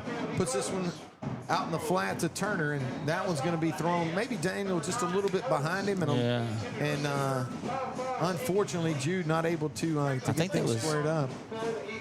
That was actually Ridge that was intended for.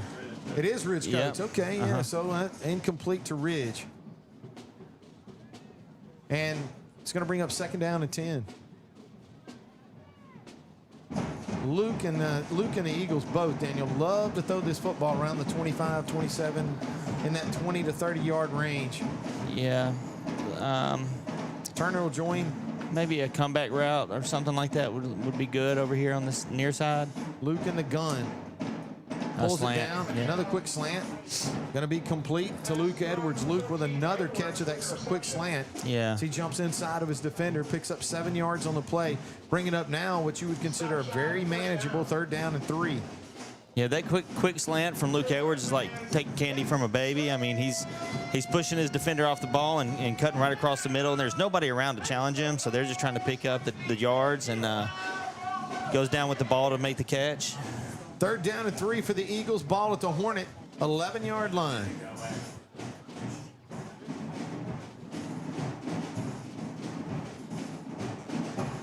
Turns, hands this one to Turner. Turner's inside the 10. Got a penalty mark, got 2 penalty markers. Those are probably going to be holding calls, and they'll probably bring that one back.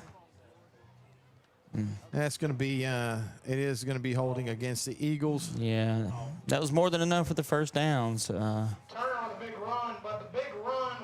They threw those flags pretty early too, Daniels. You could see that the you could almost tell that the guilty parties involved knew.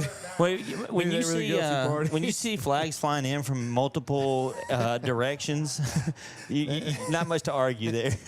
It is going to be holding against the Eagles, and now with the penalty, not terribly costly because they are going to back them up 10 from the spot, but. It's only going to bring up 3rd down and 12. So the Eagles in a fairly manageable setup here because you got to think, hey, look, you know what? It might not be guaranteed 4-down territory for the offense because if you don't pick this up, I know a guy who can kick a 40-yard field goal. I also know a guy who said, "Watch Maddox Fitzhugh, and the mismatch over there. I'd like to see us see if just test that out right here." Luke's going to look to throw. He's got some pressure. He throws this one underneath, and we got a screen play called. Turpin's inside. No, that's actually not Turpin. It is. It's Turpin. It is. Turpin is going to take that in. Touchdown, Ouachita Christian. Patrick Turpin made that look easy. Yeah. That touchdown run's going to cover 25 yards. Great blocking downfield by the Eagles responsible for setting the tunnel as Patrick Turpin takes that one in for 25 yards out for a beautiful Trinity Diamonds direct touchdown as the Eagles add to the 14-0 lead. Pope on to attempt the extra point. All extra points brought to you by the fine folks at Jim Taylor. For the PAT. Buick GMC. Gavin Polk is... Oh, no. As that time, Turpin had the handle kind of a low snap, Daniel, and unable to get a hold of it. And Gavin's extra point's going to be no good. 28 for 29 on the year. Hey, you know what? That's not bad. Well, no, it is. And you know what? Here's the bad thing, too, for the kicker. That had nothing to do with Gavin's ability to put it through the uprights. Yeah. But it's an extra point. Well, you saw just not everything. To kick those, especially those long field goals, the synchronization that you need from snap to catch, to put it down, and then to swing your leg through it. I mean, it takes a lot of practice, and I don't know. Gavin tried several field goals, longer field goals, a couple years ago, and you can see that the timing was just off because he was trying to gear up, and it's not just like a PAT that they've practiced 1,000 times, and so that right there, though, if the snap's off just a little bit, it threw Gavin's timing off, and really couldn't get his any torque into the ball. And one thing about Gavin Polk that I think is really, really cool and really, really neat, I guarantee you he's already forgot about it. Well, he's ready to roll. Yeah. Or he's going to take his anger out on it right here and kick this one through the uprights. It could be a case of either. Oh, my. Yeah, that one's going to travel well into the end zone. No return. Yep. Hornets will take over on their own 20-yard line. So with the touchback, the Eagles are going to basically make Rayville again start from the 20-yard line. You touched on it in the guide to the game, you know, and how much of a role Gavin Polk can play in these games, and that's one of them. Is the Hornets now going to be looking at the 20-yard line to start this drive? Just I'm going to say it again, just in field position, that is such a huge advantage when you have a stellar kicker and the other team really struggles, with their special teams. I mean, that's a most time you think about running the ball or tackling or turnovers, but man, field positions played such a huge part in this game already. First down and 10 for the Hornets. Trailing this contest now 20-0. Coward in the shotgun, 2 receivers left, 2 right, sends a man in motion out of the backfield. The man in motion is Johnson. Johnson's going to catch this pass out in the flat. A couple of Eagles going to miss an early tackle, Daniel, but Johnson with a nice run after the catch. Looks like he may have enough for the first down, but they mark him, actually at 9, so just a yard shy of the first down. So it's going to bring up 2nd down and 1 for the Hornets. Ball at their own 29-yard line. Yeah, last week the Eagles, when they played the Jags from Madison, had 0 missed tackles, and you hardly ever hear about that. But Coach Fitchie was happy to see that. Well, I think they've already had they've had several tonight here in the first half of this game. Talented players for this Rayville Hornet football team. Coward in the shotgun. Johnson joins him in the gun. 2 receivers to his right, 1 to his left. Coward's going to call his own number all the way. Got blocking downfield. Now we're going to have a flag, and I would say the indications of that penalty is going to be a holding call against the Rayville Hornets. There is a flag down on the field, though. Now, Coward able to pick up 5 yards on the play, but I do have a feeling from where that was thrown, this one's going to go against the Hornets. Yeah, something happened. I saw a couple players fall down. I don't know if it was a... So we're going to have a timeout. We got an injured, looks like maybe an injured Hornet on the play. Oh, dear. He just fireman carried him off there. Well, I got to tell you, that's one of the most interesting ways I've seen a player taken off the field by one of his teammates on his back. Holding called against the Hornets. That looks like that's number 9. And number 9 is their starting tailback, Davion Johnson. He's struggling too. And he don't. It looks like. Oh my goodness, poor guy. Looks like he's in a pretty good bit of pain as the coaching staff trying to get out there to get Davion off the field. Daniel, it's tough to. It may just be a cramp. As he's not wanting to put weight on it, but it also, it's. Yeah, he's having a hard time putting weight on it. But as he's getting to the sideline, he's able to put a little bit more and a little bit more. It's tough to see, but yeah, hopefully he's okay. He's a good player. Very good player. So the Hornets are going to have to go to the bench. Johnson, their starting running back, done a good job of carrying the football tonight against the Eagles, but they're going to need him to continue to stay competitive in this game. He's been running tough too. Yeah, he runs the football very well and hard. Gain of 3 yards on the play. It's going to bring up 2nd down. Well, actually more than a gain of 3, but they get clipped with a holding penalty, 10 yards from the spot. Now you're going to be looking at 2nd and 7. Screen. Coward looks to throw. They set up the screen, and that's going to be set up nicely. Well, I tell you what, more missed tackles on that one. That's 3 missed tackles and a great job of running the football after the catch. Big time that time. As that looks like, well, that's actually number 6. Number 6 is Davion Johnson. Yeah, well drawn up play, well executed. You can kind of see it. Just there were only 2 guys there, and there were 3 blockers from Rayville coming down. So. Okay, well now I understand it. Yeah, number 6 is there's brothers. Davion. There's Johnson. Davion and Davion. Number 9 is Davion Johnson. I'm sitting there thinking to myself, no, wait a second. I think there's another set of brothers on there. I noticed too. Well, Johnson does a great job after the catch that time. So it is going to be 1st down and 10 for the Hornets. Ball now at their own 37-yard line. Coward looks to throw, puts his air. A nice job out on the flat as he does a great job of getting underneath it with his arms. Now, as far as that ball had to be thrown, and as good a job on receiving and catching, securing the football, it's a gain of 4 yards. So it's going to bring up 2nd down and 6 for Rayville, with the football at their own 41-yard line.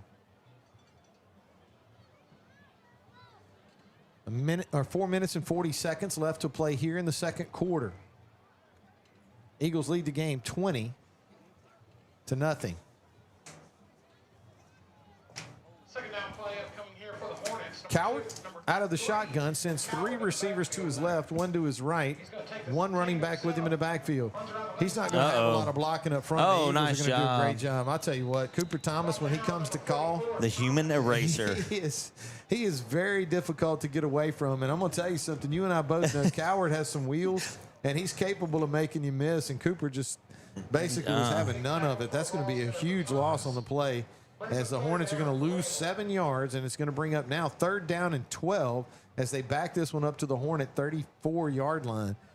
Clock running with 3:58 left to play in the second quarter. 3rd and 13. Now Coward will send 2 receivers to his left, 2 to his right. 1 running back with him in the backfield. 3rd and long is where he's been very effective tonight. That time he just threw a poor pass. Yeah, he had a guy. In all fairness, he was under a tremendous amount of pressure that time, as it looked like that was kind of tough to make out the number. Intended for number 4. Yeah, but he had somebody breathing down his Travis. neck. Number 47 for the Eagles that time, Daniel. That's Brock Abels. Brock applying a lot of pressure, making him get rid of that football in a hurry. Yeah, Brock had the touchdown to open the scoring up in this game, and he was looking for Braden Travis, and Braden ran a good route, ran the post, kind of kept it skinny, and had a couple steps in front of Barrett Freeland, but the ball was thrown behind him. 3 minutes and 34 seconds left to play here in the second quarter. And it's chapter 5 of the punting adventures. And we have a timeout called by the Hornets, and every timeout that gets called is brought to you by the fine folks at Campbell & House. Attorneys at law don't get played. Call Wade. Call Wade. 318-855-0285. I want to thank the fine folks at Campbell & House. Tonight's second quarter brought to you, as always, by the fine folks at D&H Sporting Goods. D&H Sporting Goods with 2 locations in Bastrop and Sterlington to serve you. Stop by D&H Sporting Goods for all your Ouachita Christian Eagle gear. You're going to find a great selection of Eagle merchandise at D&H Sporting Goods. I want to thank them for their continued support of Ouachita Christian athletics. The Rayville Hornets are going to have to try and punt this football. Daniel, it's not been good. It's been a little bit of an adventure, as we've had a blocked punt. We've had a snap recovered in the end zone. We've had a couple near misses. Who knows what could happen here? But Patrick Turpin is going to stand with his heels at his own 37-yard line. This time we get a good snap, and this one's going to be blocked again. This one's going to be scooped up by Desai Bradshaw, who looks like he's going to take it in right now for a touchdown. No signal, but now we do.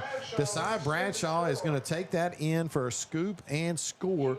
The return, or the score, is going to cover 21 yards on the punt block, and Bradshaw is going to put his first touchdown. Well, I don't know, maybe second touchdown. He caught that one in week 1. Was recovered. There's a blocked punt that's recovered again. Second touchdown of the season, recovering a blocked punt, as Bradshaw is going to add to this Eagle lead now, 26-0. Yeah, I don't know if he was the one who blocked it. Jude Turner was in there on punt return, and he seemed pretty exciting. I don't know if he got back there also, but nonetheless, 6 points. Gavin Polk on to attempt a Jim Taylor Buick GMC extra point. We had a little head start that time. Yeah. Now, if you get marked down in there, do you think you may get going out? You got to think about it. I mean, go ahead and make this thing a. Let's see what fits you. 28. He said decline it. Yeah, he did say decline it. He didn't want Gavin to have to kick it straight up the chimney. Well, in all fairness, if you do decline it, it's going to stay where it's at. And what that would indicate is we're not going for 2. Yeah. Polk still on to kick the PAT. Gavin on to attempt another Jim Taylor Buick GMC extra point. Turpin to hold. Good snap from center. Good kick. And that one's going to be right through the uprights, as now the Eagles with a 27-0 0 lead. Let's take a quick break. Or no, let's say a quick break. Let's take a quick trip down to the sideline and check in with Mike Gray and a Marion State Bank sideline report. How we doing, Mike? Guys, I was thinking on the when Rayville's punting, I'm thinking if it's 4th and 12 or less, just go for it. They got to go for it, yeah. Look, odds are they're going to punt it 25 yards. Turpin's going to return it 20 at worst. Well, that's at best for them. Yeah, I mean, and so, and I just don't see the point, from a coaching standpoint, why they just don't go. They've got a better chance of that. Yep. Now, when we're talking about the missed tackles, y'all don't notice how shifty these guys are. Yeah, they quick. Dude, look, from the time our defenders say, reach out and tackle this guy, they're not there anymore. I'm telling you, they're stopping on a dime and cutting, and it is actually making us look bad on some tackles. But, We're seeing ghosts out there, Mike? Yeah. But, no, it's look, from this point on, I think they just need to go for it. I hear you. Thanks a lot, Mike. Mike Gray with the Marion State Bank sideline report. Gavin Polk's going to tee this one up for Jim Taylor Buick GMC kickoff. And the Eagles with a little interesting alignment here. Got a lot of guys around the football. We're going to take a big run up for it, but it's going to be an onside kick. The Eagles, that's a live football. It's going to be recovered by He caught that thing at 11 yards. That was amazing. It's going to be recovered by Gavin. That was incredible. He got his own kickoff that time, so Gavin Polk going to recover that one for the Eagles. Again, what are you looking for? Well, kick, kick, sky kick? He's done that before, but that time he kicks it, and right at 10 yards, it bounces right up to him, and he didn't even have to bend down to catch the ball. He actually catches it standing up and then has to decide if he... and then he just kneels down. He's like, I don't think I want to try to run this one. He took a pretty quick knee on that one, too, huh? Yep. Well, the Eagles are going to recover it. A great job by Gavin Polk of executing the onside kick, and not only executing it, but recovering it himself. So now the Eagles are going to start off this drive with 3 minutes and 9 seconds left to play here in the second quarter. Eagles lead 27-0.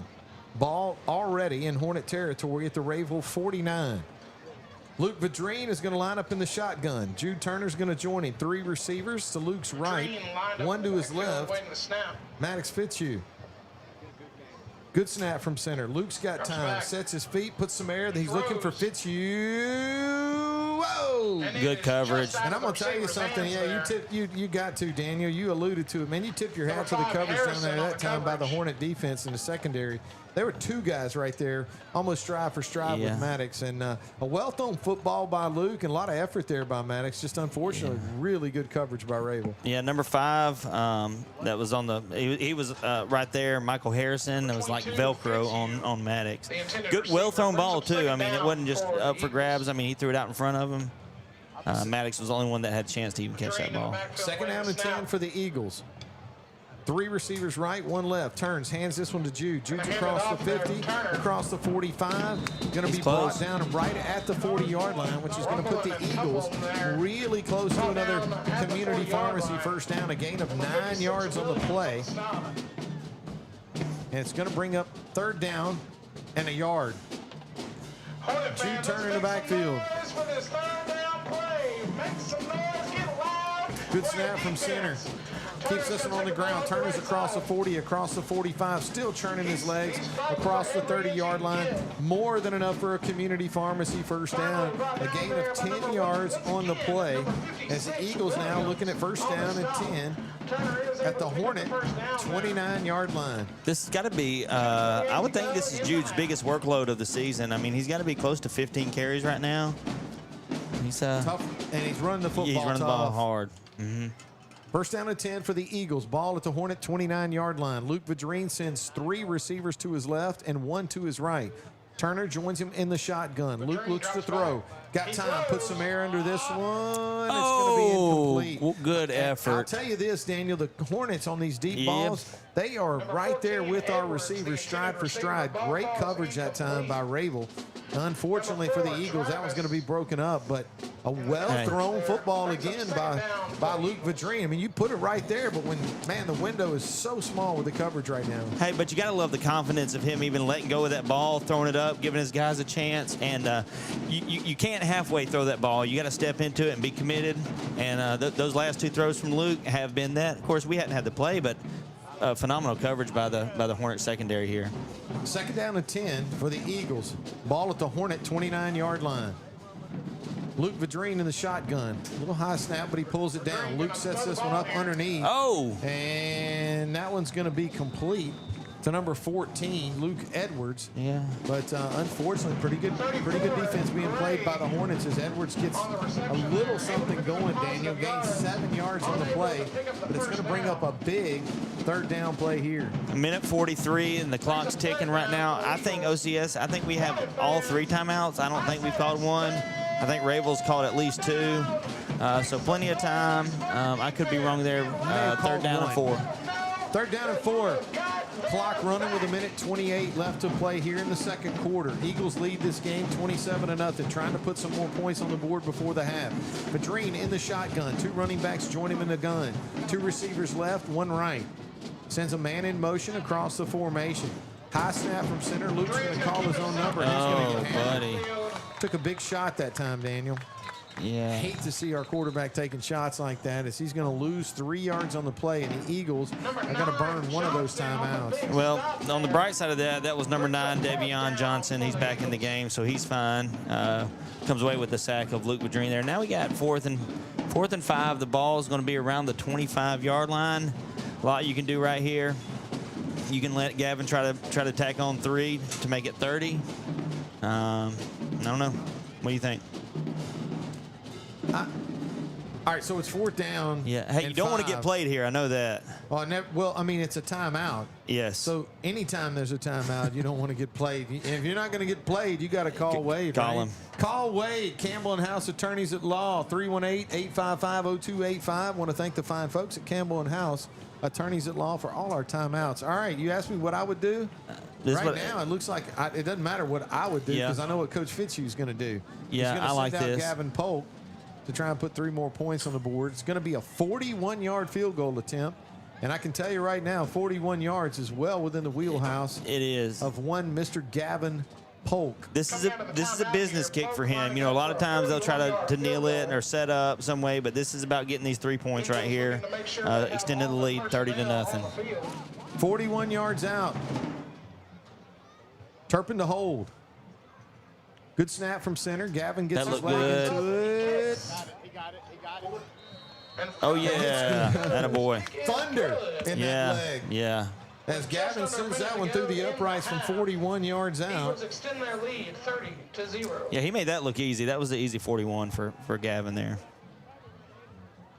So 30. Extra point attempt is good. That extra point, that field goal brought to you by the fine folks at Jim Taylor Buick GMC, as Gavin puts it through the uprights from 41 yards out to give the Eagles now the lead 30-0 over the Rayville Hornets. The Hornets have been, Daniel, they've mounted a really good, I would say that the effort is definitely there, and you've seen some bright spots for Rayville against this Eagle defense, but offensively, they just haven't really been able to get over the hump. Yeah. Yeah, no, and they've kind of, dropped the ball into our lap a few times with the opening touchdown and the punt block return, and so that's where 13 of our 30 points have come from. Gavin will tee this one up at the 40-yard line for Jim Taylor Buick GMC kickoff. But we've seen some flashes from their offense. And this one is going to be pelted. Yeah, that one's not coming back. That would be a no-doubter that'll travel through the end zone. So it's going to be 1st down and 10 for the Hornets at their own 20-yard line. We've got 59 seconds left to play here in the 2nd quarter.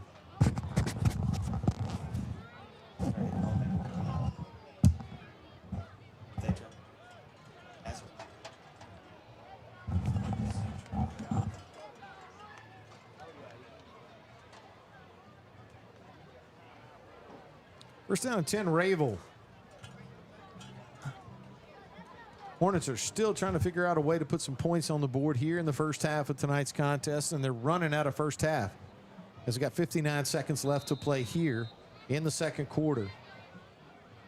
Number 3, Tylen Coward in the shotgun. Calls for the football, throws this one underneath, and that is going to be complete to number 6. Or actually number 9, Davion Johnson. Or actually, no, it's going to be 6, Davion Johnson. And Johnson is going to pick up 3 yards on the play. It's going to bring up 2nd down and 7, clock running. Eagles call a timeout. So Washita Christian is going to call a timeout. 52 seconds left. Maintain a little clock. Hey, look, here's the thing. You get your hands on the football this side of the 50. I mean, you know, it'd be interesting to see. You also have, if you can force a punt, you still have the free kick in play. Something that we've seen. Yeah. You might actually. Yeah. I mean, I think. Well, but then you go with what Mike's saying. I mean, you know, are they ever going to punt the football again tonight? I would not if I was them. I mean, I'm just telling you, I wouldn't. I would run the ball because we don't have enough timeouts to stop it. So if you run, you know, the next 2 plays, we'll only be able to stop one of them. And if we do that, if we stop one of them, we call another timeout, so there'll be 48 seconds left if that happens, and then the 40-second clock. You'd have to just run around for a little while. Well, I don't know. It's close. And the reason we're going to run out of that is because we don't have enough timeouts, and we're in the middle of one. And anytime you got a timeout taken on the field, don't get played. Call Wade. Campbell and House Attorneys at Law, 318-855-0285. 52 seconds left to play here in the first half. You know, I'm not sure if the Eagles are out of timeouts, Daniel. I know we burned 2. I think we have 1 left. I'm not sure. But, you know, this is kind of that situation that we've seen where the Eagles somehow are able to flip the momentum in a game in their favor big time. I think we're being I think we do have 1 timeout remaining. So it is going to be 2nd down and 8 for the Hornets. Ball at the Rayville 22-yard line. Coward calls for the ball, turns, hands this one inside. Oh, you know who that is? Oh my gosh, Desai Bradshaw lives in Where your do you, I mean, backfield. I don't know. You think so? You think he's across the street, and all of a sudden he's in your face. I mean, good gracious. He closes the gap so quickly. It's a loss of 5 yards on the play. The Eagles are, well, we know now. Yeah. We did have a timeout remaining as Washita Christian calls their final timeout. So now we're going to be looking at 46 seconds. Going to be 3rd down and 12. Big loss on the play that time. And looked like Bradshaw's back in the backfield. Cost the Hornets 5 yards. I'm telling you, hey, he is intentional where he's going, and he gets there in a hurry. Great play that time. And he does not slow down when he meets the ball carrier. He just kind of keeps running right through him, you know, like a juggernaut or something. There's another guy on that defense that wears number 4 that does something similar. Oh my goodness. 2 guys, they're sophomores. Both of them are sophomores, and so there is no slowdown. No.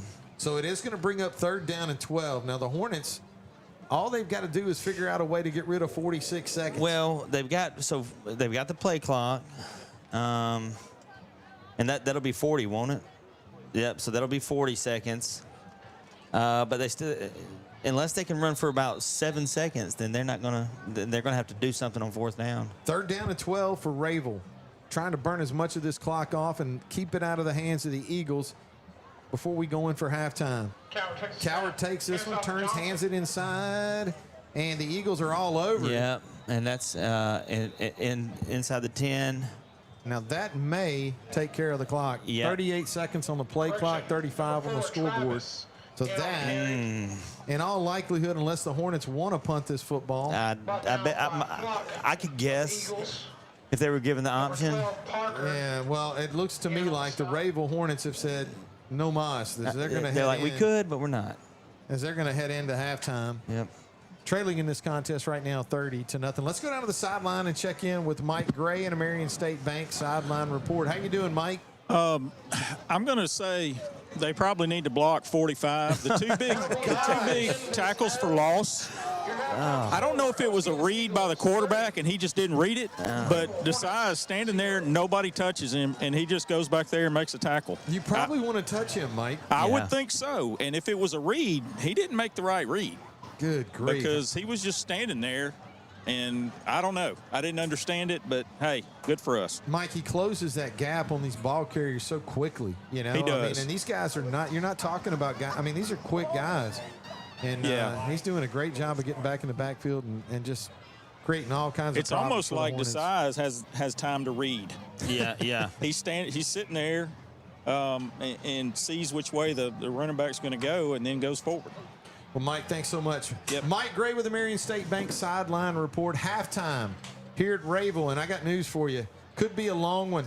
Could be. This is homecoming 2025 for the Rayville Hornets, and got a lot of young ladies dressed up across the way here. As you can tell that Rayville's done homecoming in a big way. Yeah. As they get ready to get their homecoming festivities underway. I want to try to get some numbers together. Oh, and I think you got some scores as well. No, I will. Oh, I want to spend a fantastic. little bit of time during this commercial break, and I'll come back in before. We'll definitely want you to come back and join us as we have our in-game scoreboard update brought to you by Shelter Insurance agent Ashton Halterman. And we also got, of course, our halftime sponsored by Sterlington Physical Therapy. We want to thank everybody for tuning in. So we're going to take a quick break from here in Rayville. The Ouachita Christian Eagles with a 30-0 halftime lead. You're listening to Ouachita Christian football on the Ouachita Christian Sports Network. When lights go out on game night, what matters most is family, trust, and community. At Jim Taylor Buick GMC, that's who we are. We've been serving Northeast Louisiana for more than 2 decades. With certified technicians, service after the sale, and relationships that last long after you drive off the lot. Visit us online at jimtaylorbuickgmc.com or in Monroe, where we are professional grade, and we never stop working for you. There's no better time to get rid of those glasses or contacts. Now with the latest in LASIK, all laser eye LASIK, safe and ultra precise. Call for a free evaluation. 318-32-LASER, 318-32-LASER. Make the high humble decision for your LASIK care and clear vision. Hi, I'm Dustin Balance with Ludwig Marine. We have 2 locations to serve you, one on Darbone Lake in Farmerville and one right here on 165 North in Monroe. Come by and check us out. We have the best brands on the market: Phoenix Bass boats, Weldcraft aluminum boats, and your Gator Tail duck boat needs. Give us a call today at 318-545-5595 or check us out on the web at www.ludwig-marine.com. Mitch Ludwig and the Ludwig Marine crew would like to say, go Eagles. Trinity Diamonds Direct, 201 Blanchard Street in West Monroe. Wholesale jewelry with integrity. They provide honest, professional experience while offering stunning diamonds and fine jewelry at or below wholesale prices. And we do custom pieces by appointment. Engagement rings, tennis bracelets, pearls, earrings, necklaces, gemstones, loose diamonds, and jewelry repairs. Trinity Diamonds Direct, 201 Blanchard Street in West Monroe. Mom, what do you do at work? Well, I help families just like ours feel safe and protected. So kind of like superheroes. Exactly. Whether it's your car, home, or even life insurance, I make sure families are covered when they need it the most. So you're kind of like our superhero. That's right. I'm Ashton Halterman, your local shelter insurance agent. Call me today and let's protect what matters most, your family. Shelter insurance for your auto, home, and life. Call my mom, Ashton Halterman, at 318-343-3582 or stop by the office at 100 North Park Drive in Monroe. 84 weeks ago, with precisely 2 likes at the Rio Sarah Pascal, posted at McDonald's. Stop pretending like you don't see our snack wrap comments. It hurts. You thought they didn't see your comments? Petitions and posts? The DMs for 9 straight years? Those comments are the reason this exists. Snack wrap is back. There's no better time to get rid of those glasses or contacts. Now with the latest in LASIK, all laser eye LASIK, safe and ultra precise. Call for a free evaluation. 318-32-LASER, 318-32-LASER. Make the high humble decision for your LASIK care and clear vision. Hi, I'm Dustin Balance with Ludwig Marine. We have 2 locations to serve you, one on Darbone Lake in Farmerville and one right here on 165 North in Monroe.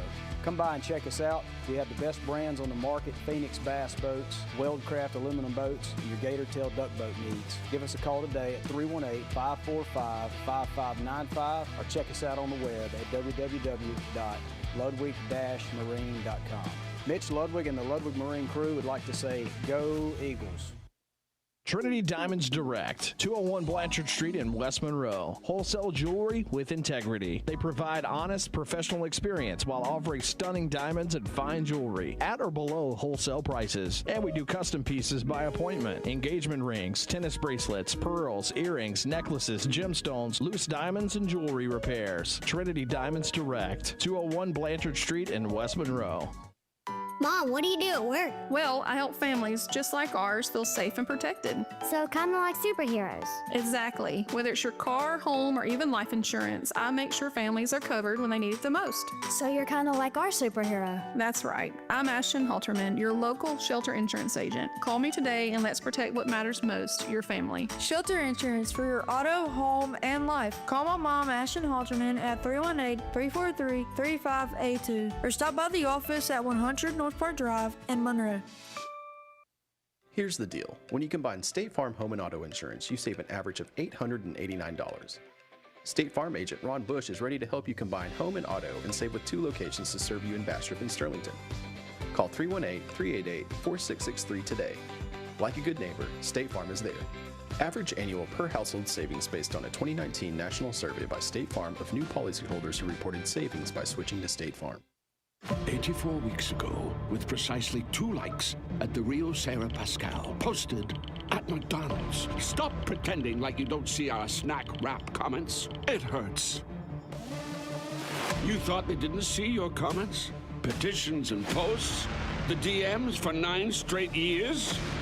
Those comments are the reason this exists. Snack wrap is back. If your car or truck is broken down, or you locked your keys in your vehicle, or you just need a flat fix, call Bears Towing and Recovery at 388-3021. In fact, why not just save the number in your cell phone? That's 388-3021. Bears Towing is on call 24 hours a day and 7 days a week. They understand that an emergency doesn't happen at convenient times. Bears Towing, 388-3021. Bears Towing is a proud sponsor of OCS football. Dreyer Contracting has been walked on and driven on all over town for 5 decades. Dreyer Contracting has been serving our community for over 50 years. That's a lot of asphalt, surface treatments, hot mix, parking lots, driveways, asphalt maintenance, dozer work, and crushed stone. You can walk and drive on us with confidence. Call 281-2242. Dreyer Contracting in Bastrop. Are you tired of pushing through the pain? Do you struggle day in and day out with simple tasks? Are you ready for change? If so, call Louisiana Pain Care. At Louisiana Pain Care, our doctors are board certified and fellowship trained to target the source of your pain and help you manage it. Visit lapaincare.com for more information and to schedule your appointment. Louisiana Pain Care, your spine care experts. When lights go out on game night, what matters most is family, trust, and community. At Jim Taylor Buick GMC, that's who we are. We've been serving Northeast Louisiana for more than 2 decades. With certified technicians, service after the sale, and relationships that last long after you drive off the lot. Visit us online at JimTaylorBuickGMC.com or in Monroe, where we are professional grade, and we never stop working for you. Hi, I'm Dustin Balance with Ludwig Marine. We have 2 locations to serve you, one on Darbone Lake in Farmerville and one right here on 165 North in Monroe. Come by and check us out. We have the best brands on the market: Phoenix bass boats, Weldcraft aluminum boats, and your gator tail duck boat needs. Give us a call today at 318-545-5595 or check us out on the web at www.ludwig-marine.com. Mitch Ludwig and the Ludwig Marine crew would like to say, go Eagles. Trinity Diamonds Direct, 201 Blanchard Street in West Monroe. Wholesale jewelry with integrity. They provide honest, professional experience while offering stunning diamonds and fine jewelry at or below wholesale prices. And we do custom pieces by appointment. Engagement rings, tennis bracelets, pearls, earrings, necklaces, gemstones, loose diamonds, and jewelry repairs. Trinity Diamonds Direct, 201 Blanchard Street in West Monroe. Mom, what do you do at work? Well, I help families just like ours feel safe and protected. So kind of like superheroes. Exactly. Whether it's your car, home, or even life insurance, I make sure families are covered when they need it the most. So you're kind of like our superhero. That's right. I'm Ashton Halterman, your local shelter insurance agent. Call me today and let's protect what matters most, your family. Shelter insurance for your auto, home, and life. Call my mom, Ashton Halterman, at 318-343-3582 or stop by the office at 100 North Park Drive in Monroe. There's no better time to get rid of those glasses or contacts. Now with the latest in LASIK, all laser eye LASIK, safe and ultra precise. Call for a free evaluation. 318-32-LASER, 318-32-LASER. Make the high, humble decision for your LASIK care and clear vision. If your car or truck is broken down, or you locked your keys in your vehicle, or you just need a flat fix, call Bears Towing and Recovery at 388-3021. In fact, why not just save the number in your cell phone? That's 388-3021. Bears Towing is on call 24 hours a day and 7 days a week. They understand that an emergency doesn't happen at convenient times. Bears Towing, 388-3021. Bears Towing is a proud sponsor of OCS football. Hi, I'm Dustin Balance with Ludwig Marine. We have two locations to serve you, one on Darbone Lake in Farmerville and one right here on 165 North in Monroe. Come by and check us out. We have the best brands on the market: Phoenix bass boats, Weldcraft aluminum boats, and your gator tail duck boat needs. Give us a call today at 318-545-5595 or check us out on the web at www.ludwig-marine.com. Mitch Ludwig and the Ludwig Marine crew would like to say, go Eagles.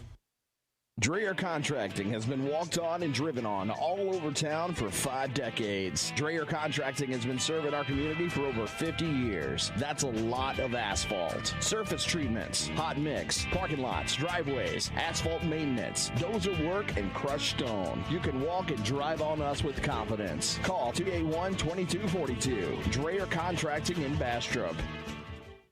Trinity Diamonds Direct, 201 Blanchard Street in West Monroe. Wholesale jewelry with integrity. They provide honest, professional experience while offering stunning diamonds and fine jewelry at or below wholesale prices. And we do custom pieces by appointment. Engagement rings, tennis bracelets, pearls, earrings, necklaces, gemstones, loose diamonds, and jewelry repairs. Trinity Diamonds Direct, 201 Blanchard Street in West Monroe. There's no better time to get rid of those glasses or contacts. Now with the latest in LASIK, all laser eye LASIK, safe and ultra precise. Call for a free evaluation. 318-32-LASER, 318-32-LASER. Make the high, humble decision for your LASIK care and clear vision. Are you tired of pushing through the pain? Do you struggle day in and day out with simple tasks? Are you ready for change? If so, call Louisiana Pain Care. At Louisiana Pain Care, our doctors are board certified and fellowship trained to target the source of your pain and help you manage it. Visit lapaincare.com for more information and to schedule your appointment. Louisiana Pain Care, your spine care experts. Mom, what do you do at work? Well, I help families just like ours feel safe and protected. So kind of like superheroes. Exactly. Whether it's your car, home, or even life insurance, I make sure families are covered when they need it the most. So you're kind of like our superhero. That's right. I'm Ashton Halterman, your local shelter insurance agent. Call me today and let's protect what matters most, your family. Shelter insurance for your auto, home, and life. Call my mom, Ashton Halterman, at 318-343-3582 or stop by the office at 100 North Park Drive in Monroe. Here's the deal. When you combine State Farm Home and Auto Insurance, you save an average of $889. State Farm agent Ron Bush is ready to help you combine home and auto and save with 2 locations to serve you in Bastrop and Sterlington. Call 318-388-4663 today.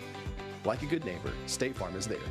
Average annual per household savings based on a 2019 national survey by State Farm of new policyholders who reported savings by switching to State Farm. When lights go out on game night, what matters most is family, trust, and community. At Jim Taylor Buick GMC, that's who we are. We've been serving Northeast Louisiana for more than 2 decades.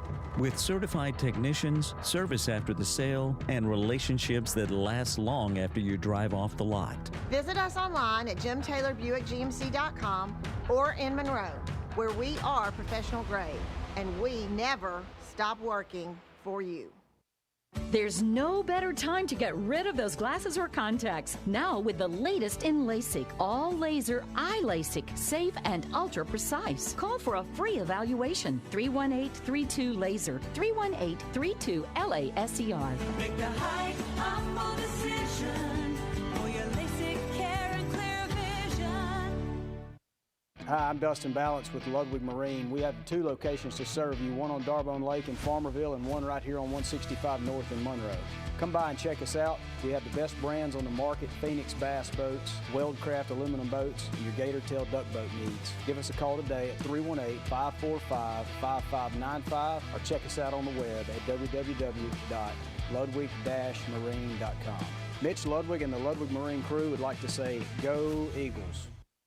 Trinity Diamonds Direct, 201 Blanchard Street in West Monroe. Wholesale jewelry with integrity. They provide honest, professional experience while offering stunning diamonds and fine jewelry at or below wholesale prices. And we do custom pieces by appointment. Engagement rings, tennis bracelets, pearls, earrings, necklaces, gemstones, loose diamonds, and jewelry repairs. Trinity Diamonds Direct, 201 Blanchard Street in West Monroe.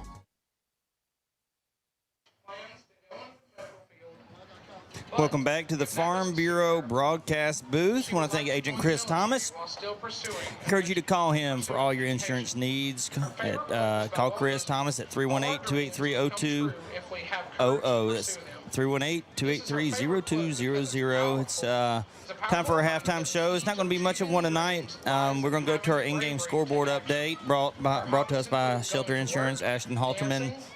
Give her a call for all your insurance needs, 318-343-3582 for our in-game scoreboard update. Sponsor. Want to thank Ashton for her support, continued support of all OCS athletics. So for the scoreboard update, of course, Ouachita Christian leads the Rayville Hornets 30-0 at halftime. Kind of an odd first half in scoring and some of the things that have happened. But since we are short, I don't have stats. I don't have individual stats or team stats from the first half. And so instead what we're going to do is look at some at the area scoreboard at some games of interest going on. The first one I decided to kind of just put before you is Riverside. Is playing Vermilion Catholic tonight, 2 kind of perennial powerhouses in Division IV Select, and we a good chance we'll see one or both of them in the playoffs this year. But right now at halftime, Riverside is up 28-7 on the Screaming Eagles of Vermilion Catholic, who we are all too familiar with. Also in Ouachita Parish in Monroe, Wassman and Carroll are playing. Carroll's hosting Wassman. They're also ahead 1 point, 15-14 at halftime for Carroll and Wassman. Sterlington and Neville, another game in our community, tied at halftime, 14-14. Ouachita Parish traveled down to Franklin Parish tonight, and the Lions lead 16-6 on the road. Beekman Charters playing at Faraday tonight. Do not have a score update for that game. Other district matchup, Madison traveled to Mangum and is down 42-0 at half. Same with Oak Grove and Delhi Charter. Oak Grove hosting the Gators, up 42-0 at half. And so maybe I think I think they do have some stats that came through, right? In time, Luke Vadrine, 6 of 11 for 92 yards. In the first half. Kind of a tough time getting going in the passing game. Really good coverage by the secondary of these Hornets. Patrick Turbin's got 3 catches for 64 yards. I know one of them's a touchdown. Luke, 2 for 21. Eli Gray with the only other reception, 1 catch for 7 yards. Jude Turner, 11 touches, or 11 carries, 71 yards, so he has not exceeded his workload this season. I expect him maybe to get a few more carries here in the second half. As a team, it's trying to here it is right here. As a team, Rayville's rushed for 24 yards on 18 carries compared to 70 yards for the Eagles on 12 carries. Eagles averaging 5.8 yards a carry, and the Hornets 1.3. Both teams 6 of 11 from the quarterback position. No interceptions, some near interceptions, but no interceptions have been collected. So the Eagles head in yardage at halftime, 23 plays, 161 yards to Rayville's 30 plays for 91 yards. Not a really high offensive output there in the first half. Eagles averaging right at 7 yards a play. Also, the beneficiary of the turnover, the fumble early in the game that set us up. No, that was we fumbled early in the game when we were about to score, and then we collected one in the same spot and able to run that one in. Also, we have the punt block return for a touchdown, so we got 13 points off of turnovers. Eagles are 4 of 6 on third down. The Hornets are 4 of 8 on third down. So that's kind of the tell of the tape when it comes to the game. 30-0 at halftime. Kind of do it the hard way. We've watched the Eagles the last few weeks really just we watched the Eagles the last couple of weeks really just dominate teams offensively, just able to pick them apart. Whether it's throwing the ball to the outside, throwing the ball, short across the middle, deep downfield, or, even the running game. We haven't seen Luke Vadrine carry the ball a whole lot this year, which he's dangerous when he's got the ball in his hands. And, so Gavin Polk had the 41-yard field goal to cap off the scoring in the first half for the Eagles. Did miss a PAT, I found out. That was going into tonight's game. He was 32. He had 32 consecutive going back to Ascension Catholic in the 2024 playoffs. And, so now, on the season, he's 27 for 28, but 34 out of his last 35. So, you probably could have guessed it, but Gavin also had, I don't even remember what the record is for most consecutive, in the 70s. He went on a run there and made the PATs. Kicking the ball well tonight, though, Dave, I tell you. Yeah, he's limpering up down there around the 43-yard line right now, and just piping them through from 53 yards out. So I don't think. They got a little bit of wind, not a whole lot. That one's gonna be short, but definitely warming things up. Is one Mr. Polk. Rayville Daniels just having a tough time getting things going offensively. Now, granted, I say that to say that their defense has been extremely porous. Ouachita Christian is just about taking the ball down the field and scored at will. The Eagles with a really nasty turnover early in tonight's contest as they turned the ball over at the Hornet 1-yard line. But again, that drive was pretty much set up by some really good plays offensively, running the football, throwing the football in intermediate ranges, and getting down to the 1-yard line. But again, Rayville playing good defense. They come up with a turnover, picked up a couple of first downs on that drive, stalled out, and returned the favor with a poor snap to the punter. The Eagles recover it in the end zone for their first touchdown of the night. But then the Eagle offense kind of got on track and basically able to put up 30 points in the first half. And as you mentioned, Gavin Polk with a really nice 41-yard field goal that's helpful. And that's the thing, too, is we don't know. Later into this season, some of these early field goals that Gavin's made, they're in games that really, the Eagles are pretty much in total control of. But, man, you start getting into November and some of those games where you may need that 3 points. He's It's not a game-changing thing. It's a team-changing thing. There's a guy that I don't remember the last time we had, other than maybe last year, we had a kicker with the level of reliability that you get in Gavin Polk. Well, I think few high schools will ever have a kicker of that reliability. You don't hear about that very often. Of course, major programs do, but that's why I like the way we ended the first half. Is it wasn't. There was a reason for it. So it's 4th down, 8 to go. What do we want to do? We're in Hornet territory. We can go for it. It's kind of a long 8 to try to go for it and convert here. We could kick the field goal. We could go for the field goal and try to get 3 points. Or I mean, there's a number of things that you can do there, and that's really what it came down to. And we've seen teams before that would have gone out there and tried to do a hard count, get the 5 yards, then go for it on 4th and 4 instead of just say, hey, Gavin, go out there and put it through, give us 3, and that's what he did. So those are meaningful points. It's a game-like situation, a critical situation that you can make game-like tonight, and he can feel the pressure, kind of approach it as he would if it was a game, and he did great with it, put it right through. Well, Gavin's going to bring a bunch into his formation here, just similar to the onside kick they tried a little while ago. I have a feeling that they open up the back doors. The Hornets are ready for this one, and I got a feeling it's fixing to go way over their heads. Nope. No, he did. Going to be a little squib kick. Oh, good gracious. Oh, my. Craftsmanship is what that is. The guy is just nasty. They bust up in the middle of the field ready to take that kick. Number 14. He puts it to the outside. He put a little spin on it. It spun like a top on the far side of the field. Let's go down to Mike Gray and a Marion State Bank sideline report. That happened right over there in front of Mike. Mike, I'll tell you what, man. That's, can you do it better than that? I'm actually down in the end zone. Oh, okay. I did see it from a distance, and it looked pretty good. Well, thanks a lot, Mike. I got busted. I went to the other side. I knew somebody over there. It's a party over here, man. Yeah, well. Thanks a lot, Mike. Mike Gray with the Marion State Bank. Well, maybe not sideline report that time. But it didn't specify which sideline. Well, that's true. That's true.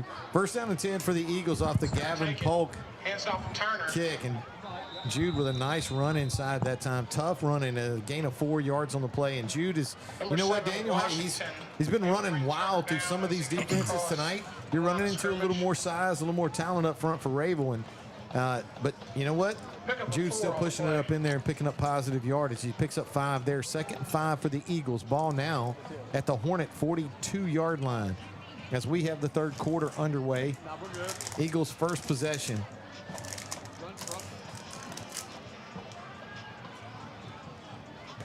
Luke gets a good snap from center, keeps this one on the ground. Turner's going to find nice running room across the 30, now across the 25. And Jude just picking his way through that Hornet secondary as he makes it up to the next level. Nice game that time for another community pharmacy first down as the Eagles now find themselves on the gain of 20, first down and 10 at the Hornet 22-yard line.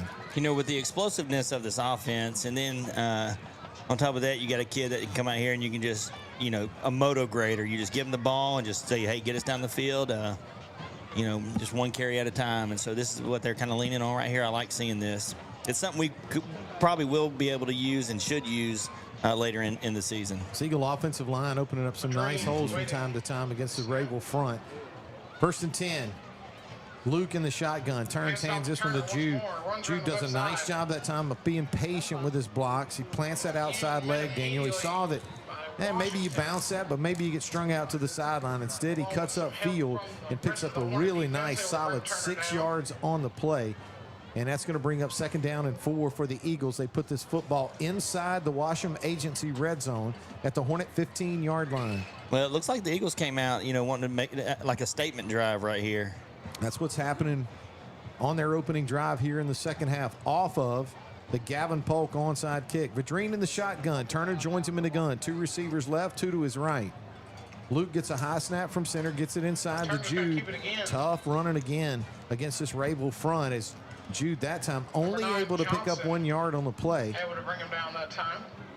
These are some tough there's tough tackling going on inside as that Rayville defensive front is holding their own right now. It's going to get a little crowded in there on the defensive front in a minute, and that's when Luke Vadrine's going to. Eagles recovering onside kicks. Hats off to him, but let's see if we can get something going here. First down and 10 for the Eagles at their own 20-yard line. They're going to turn hand this one to Gray. Gray's going to stretch this one out. He's going to turn it upfield, picks up nice yardage on first down. 34, Gray on the carry there.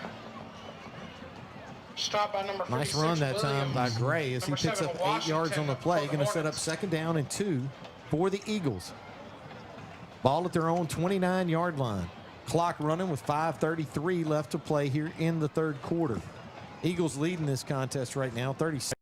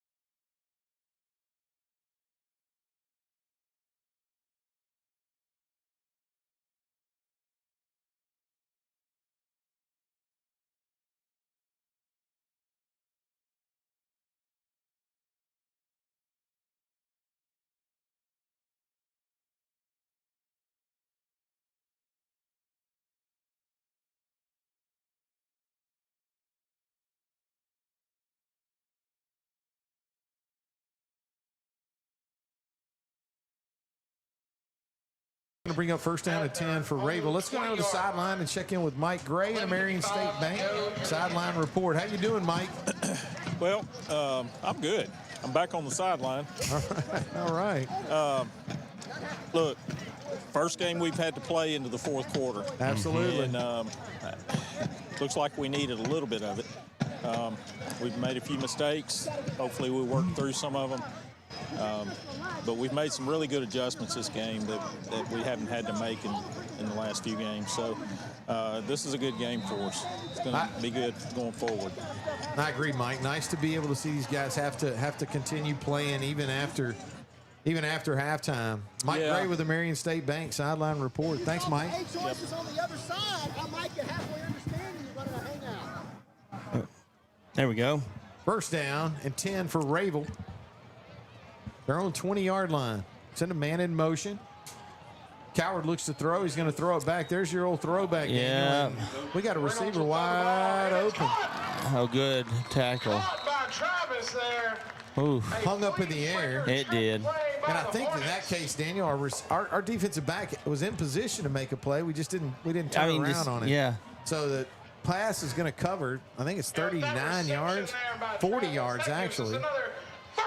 So it is going to be first down and 10 for the Hornets now in Eagle territory. That's that double pass that they scored on Oak Grove with. So first and 10 at the Eagle 40-yard line. Hornets looking to the sideline for the play call. Cowart will line up in the shotgun.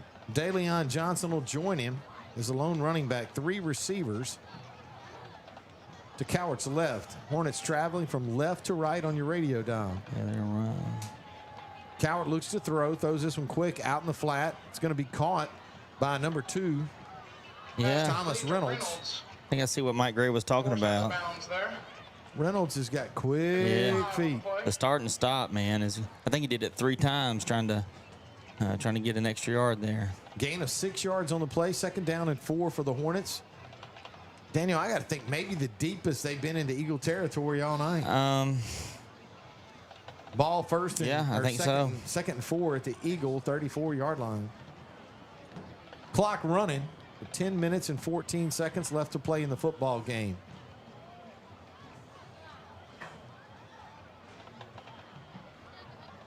All right, Coward looks to the sideline. They're in the pistol formation for the play call. Trips bunch formation to his left. Coward calls for it. Looks to throw that screen, and it's not there. The Eagles go up. Good coverage that time. Again, Daniel, they send number 6, DeLeon Johnson, in motion out of the backfield. The Eagles sniff out the screen. It's not there. So he goes downfield. And he looks for Davion Johnson. And pass is incomplete, so it's going to bring up now third down and 4 for Rayville. Yeah, coverage by Brooks Jones. Freshman out there playing the cornerback. I've noticed he's been out there a good bit tonight. Brings up third down. Also, Brooks plays quarterback. He's a freshman quarterback. You'll see him out there. He played JV quarterback some. We've seen him in, I think, one varsity game this year. I've seen a freshman quarterback do a heck of a job at defensive back. Don't you? You remember that guy? Well, there's. I mean, third down and 4, big play for the Hornets on this drive. They sent again a man out of the backfield. Again, that was tipped. And guess by, I mean, where did he even come from? I mean, that is just that's a fantastic play that time. I'm telling you. I really did not even see him, and all of a sudden I see somebody tip it, and then he's running down the field, to decelerate, and it was Desire Bradshaw. It was just incredible play. In the Hornet backfield, and that is a huge play on 3rd and 4. I do think the Eagles had it sniffed out again, looking for the tailback in motion. I mean, it's a pretty predictable play that the Hornets run, and Desai Bradshaw doing a great job of getting penetration, getting his arm out, doing just enough to knock that ball down. So big play here for the Hornets. 4th down and 4. Predictable we're fine with, but when Cowart gets unpredictable, that's when he's hurt us a few times tonight. Big play here, 4th and 4 at the Eagle 34-yard line. Cowart in the shotgun. Gets a good snap from center, feeling some pressure. Looks to throw, and it's going to be incomplete. Yeah. well behind his intended receiver. So now it looks like receiver ball does hit the ground. the Eagles are going to take over on downs. Ball's incomplete, and that'll be a turnover on downs. So first down and 10 for the Eagles. Should be back at the Eagle 34-yard line. I was thinking we might. We're 38 points up. Looks like the number one offense is going to come back out. Try to get some things going here. 7 minutes and 30 seconds left to play in the football game. Ouachita Christian 44, Rayville 6. Couple streaks coming to an end tonight over here in Rayville. Gavin's extra point, and I guess, Daniel, we have maybe 3 games with no points. No points. So there's only been, that was a good run by Eli Gray, but there's only been one time in OCS history that we've had 4 consecutive shutouts. So we were on the verge of that tonight. We make it to the third quarter, then allow 6 points. Gray with a nice run that time. Picks up 8 yards. Going to set up a real manageable second down and 2. Second down and 2. One of those down and distances, Daniel, that you can. Yeah. You can take that shot downfield if you want to. Vadrine in the shotgun. 2 running backs join him in the gun. Gray and Turner. Good snap from center. Turns, hands this one inside to Jude. And Jude, boy, I tell you what, instead of falling backward or falling sideways like we saw kind of earlier, Daniel, that time the pile falls forward as he's going to have more than enough for a community pharmacy first down as they'll spot this football. Looks like in Hornet, or actually in Eagle territory at the 44-yard line, 46-yard line. Let's go down to the sideline, check in with Mike Gray and a Marion State Bank sideline report. How you doing, Mike? Hey, I don't know if y'all noticed, around 10 or 11 minutes left in the game, the referee came over and told Coach Fitzhugh that the other coach wanted to go ahead and run the clock. So it's been running ever since. So it ought to end, probably this be the end of the drive, end of the game in this drive. Wow, thanks a lot, Mike. Mike Gray with the Marion State Bank sideline report. That's a sideline report right there. That is a sideline report, isn't it? Yep. Gain of 6 yards on the play. Jude's going to, well, the clock's going to keep rolling regardless of what Jude does in that case. But a really nice job that time by Turner, continuing with running really hard inside the tackles. Picks up 6, 2nd and 4. Very manageable down in distance here. And with the clock running, maybe you take that shot. 2 receivers are going to be split wide to the right, 2 to the left. Jude Turner, the lone running back in the backfield with Luke Vadrine. Luke gets a good snap from center, keeps this one on the ground with Jude. Jude again, now there we go again, moving the pile forward. Well, I tell you what, this fourth quarter, Daniel, those offensive linemen from Ouachita Christian are starting to lean on her. Gain of 6 yards on the play, needed 4. That's going to be more than enough for a community pharmacy first down. Dude, I love watching this. I love watching this offensive line get pushed into kind of the run blocking, I guess, strategy or technique that they've learned, and they hadn't done that a lot this year, but now they are. We're just going downhill.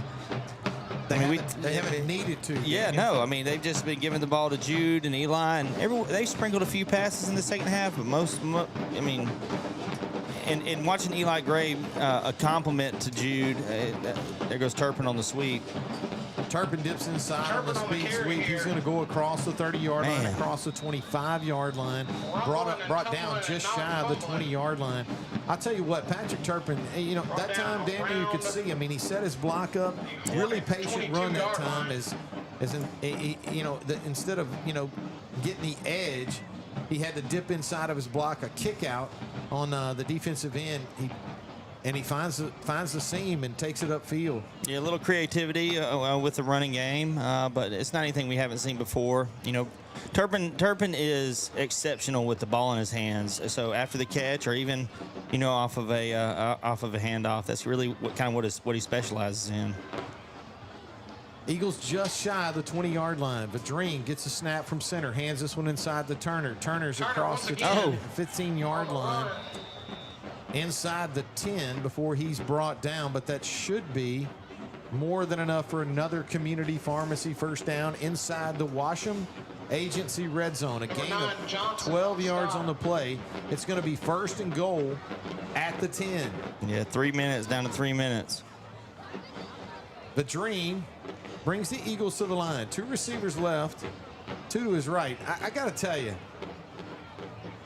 I don't see anybody in this stadium getting the football except Jude Turner right here. I mean, I can see Luke keeping it now. I wouldn't mind seeing that. They keep it on the ground with Turner. And Turner. What a tough run. Third, what? fourth, Oh. Turner loses the ball on the play. But somebody from the Eagles picked it up. The Eagles were covering And advanced it. Wow. OCS. Unbelievable. Jude loses a handle. An Eagle makes a heads-up play, secures it, and takes it into the end zone for the touchdown. And really, Daniel, tough to even see who it was. Number 22, Fitzhugh. Hey, there you go. Recovery in the scoop You know what? The PA. Major kudos to the PA announcer. Not only does he have, he's got to be one of the most enthusiastic guys in this part of the country, but I'll tell you what, gives credit to Maddox Fitzhugh, who scoops up the ball and takes it in for the touchdown to add to this Eagle lead. Gavin Polk for the PAT once more. on to attempt another Jim Taylor Buick GMC extra point. Oh, Gavin, that's a pretty one. Yeah, Gavin ripped into that one, and that extra point is up and good. Let's go down to the sideline, check in with Mike Gray and a Marion State Bank sideline report. How you doing, Mike? You know, this field's a little slick, and that sand that's in this, it's not like the plastic pellets like on our home turf, and there's been a lot of mishandling tonight, but Maddox had a great heads-up play right there. Ball hits the ground, he's standing right over it, and he picks it up and goes on into the end zone. Well, thanks a lot, Mike. Mike Gray with the Marion State Bank sideline report. Clock running, as Mike alluded to. The officials letting Coach Fitzhugh know that Rayville wanted to run this clock, and we're now going to be inside of a minute before Gavin gets his leg into this one. I hope we get this off the ground. I mean, I say that, but we might not get it off the ground. We're at 50 seconds. He still doesn't need me. Gavin will take his walk back, get set to kick this football. I gotta imagine. Well, you never know. You never know. Yeah. Little sky kick, maybe just a. Yeah, that'd be good. Good now for a directional kick down here. But or he's gonna let him return it. Oh, it checked up on the Rayville return. Oh, that's bad. That's bad. And the Eagles are going to bring him down. Dude, he has been so crafty tonight with stuff like that. The 2 onside kicks were just brilliant, and then that lands at the 1 and kicks straight up in the air, and forced to return it, and is going to get out to the 10-yard line. Well, that is going to bring it in on our homecoming night to tonight's contest. The Ouachita Christian Eagles are going to defeat the Rayville Hornets 51-6. We'd like to once again thank you all for coming out. Let's take one more trip down to the sideline to check in with Mike Gray and a Marion State Bank sideline report. Mike, how you doing? From a game perspective, mid-season, I was glad that they played the whole game. And that last drive, I saw a lot of good push from the offensive line in the fourth quarter. And, the offensive line's been playing most of the games because we're so young, a lot of the games. And then, but tonight they needed it. And I know the score's lopsided, but Rayville had some ball players. Kind of a battle, wasn't it? It was. In the trenches, it was a battle throughout the whole game. So. Hats off to Rayville, but I'm glad to see that we got all that in tonight. Well, I'll tell you what, Mike, and this is one of the things that I'd bring up to both you and Daniel. We've all seen a lot of Ouachita Christian football here over the last few years, and I will tell you this. I mean, this is one of these games where, the Eagles made some mistakes. They didn't handle everything the way that you typically could see. But here's the thing. They still win the football game 51-6. Well, and they didn't give up a defensive touchdown either. It was a pick six. So, look, and I think, who do we play next week? Delhi Charter? Yeah, we got to travel to Delhi Charter. Yeah. These next couple of teams have some good players, and we're going to see a little bit more competition too, getting into the end of the year with Mangum and Oak Grove. So, I think we're progressing where we need to be at midseason. Yeah, I think Donnie just informed us too, Mike. Next week's going to be a Thursday night game over at Delhi Charter, take on the Gators, and I tell you, the Gators have been struggling their last few contests as well. So be interesting to see. But in any case, the Eagles come over to Rayville tonight, and they're going to beat the Rayville Hornets 51-6. We got to play the game tonight or what? Well, here's the thing. No. I'm not wrapping up yet. I'm just saying they defeat them 51-6. They do. It's a good win. So Coach Fitzhugh's got the guys down at midfield, leading them through prayers. Something that I'm telling you, man, he's gonna try his best to make sure that he has an opportunity to pray with the opposing teams. All right, so we got a body of work tonight. A lot of plays that took place. A lot of good plays, maybe a few bad plays tonight for the Eagles, but no matter what happens, you're going to always have the Forsyth Avenue Church of Christ play the game. All right, so, I look at the body of work, and, Mike mentioned the offensive line kind of paved the way, especially for Jude Turner tonight. Jude, they worked tonight. Tonight was a work night for our offensive line and Jude Turner, and I think it was a good body of work. Just kind of giving them a test, like Mike said, let them, play 4 quarters, try to get a push in the 4th quarter. But there wasn't one specific play that stood out to me, running the ball. The play that stood out to me, a couple of them. One, the way that Desai played on defense, just that tipped pass was just unbelievable. I mean, he shouldn't have been there, so that's a contender. But I'm going to go with the 41-yard field goal to end the first half. And the reason is because that was as game-like of a situation, and usually that's a critical point in the game when you're having to line up and kick a 41-yard field goal with regulation time, with the play clock, with your team out there, and they executed it really well. So I thought our special teams, and I think our special teams just really, Mike said the score, it seemed closer than the score. Well, the score is like it is because of the field position. So the play of the game, in my opinion, goes to the 41-yard field goal and the play of the special teams, controlling field position the whole game. I can't dispute it. I can't. I think it's a great selection.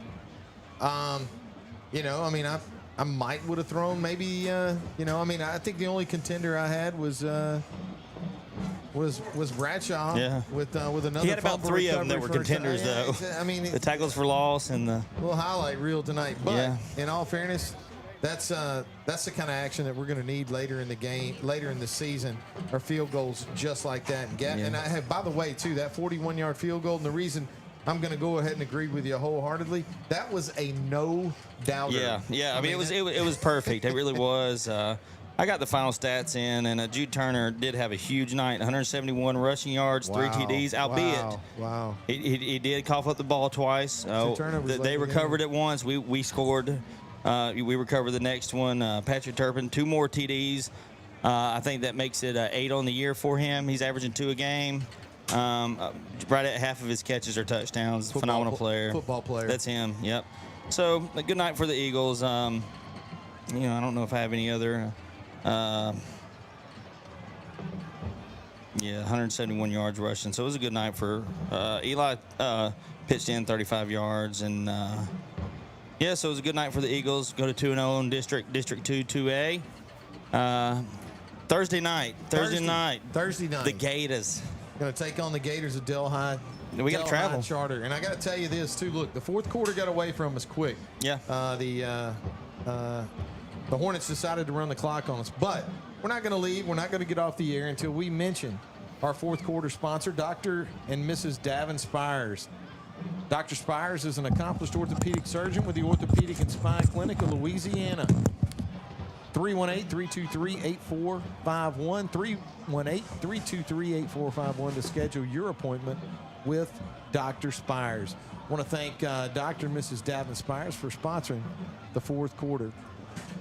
Well, the Eagles are going to come to Rayville tonight and defeat the Hornets 51-6. Big win for this Ouachita Christian football team as we travel to Delhi next week to take on the Delhi Charter Gators. Thursday night game. Invite you to come tune in and join us. But the Eagles win this one big tonight. want to thank everybody for making our broadcast possible. Heath and the boys coming over here tonight and their efforts to get this thing underway, as well as Mike Gray down on the sideline with our Marion State Bank sideline report. Donnie Haley up in the booth with us tonight, bringing you all the numbers. And Daniel Kirkendall with the color commentary. And I want to thank everybody for tuning in tonight. You've been listening to Ouachita Christian Eagle football on the Ouachita Christian Sports Network. Thanks for tuning in and have a great night.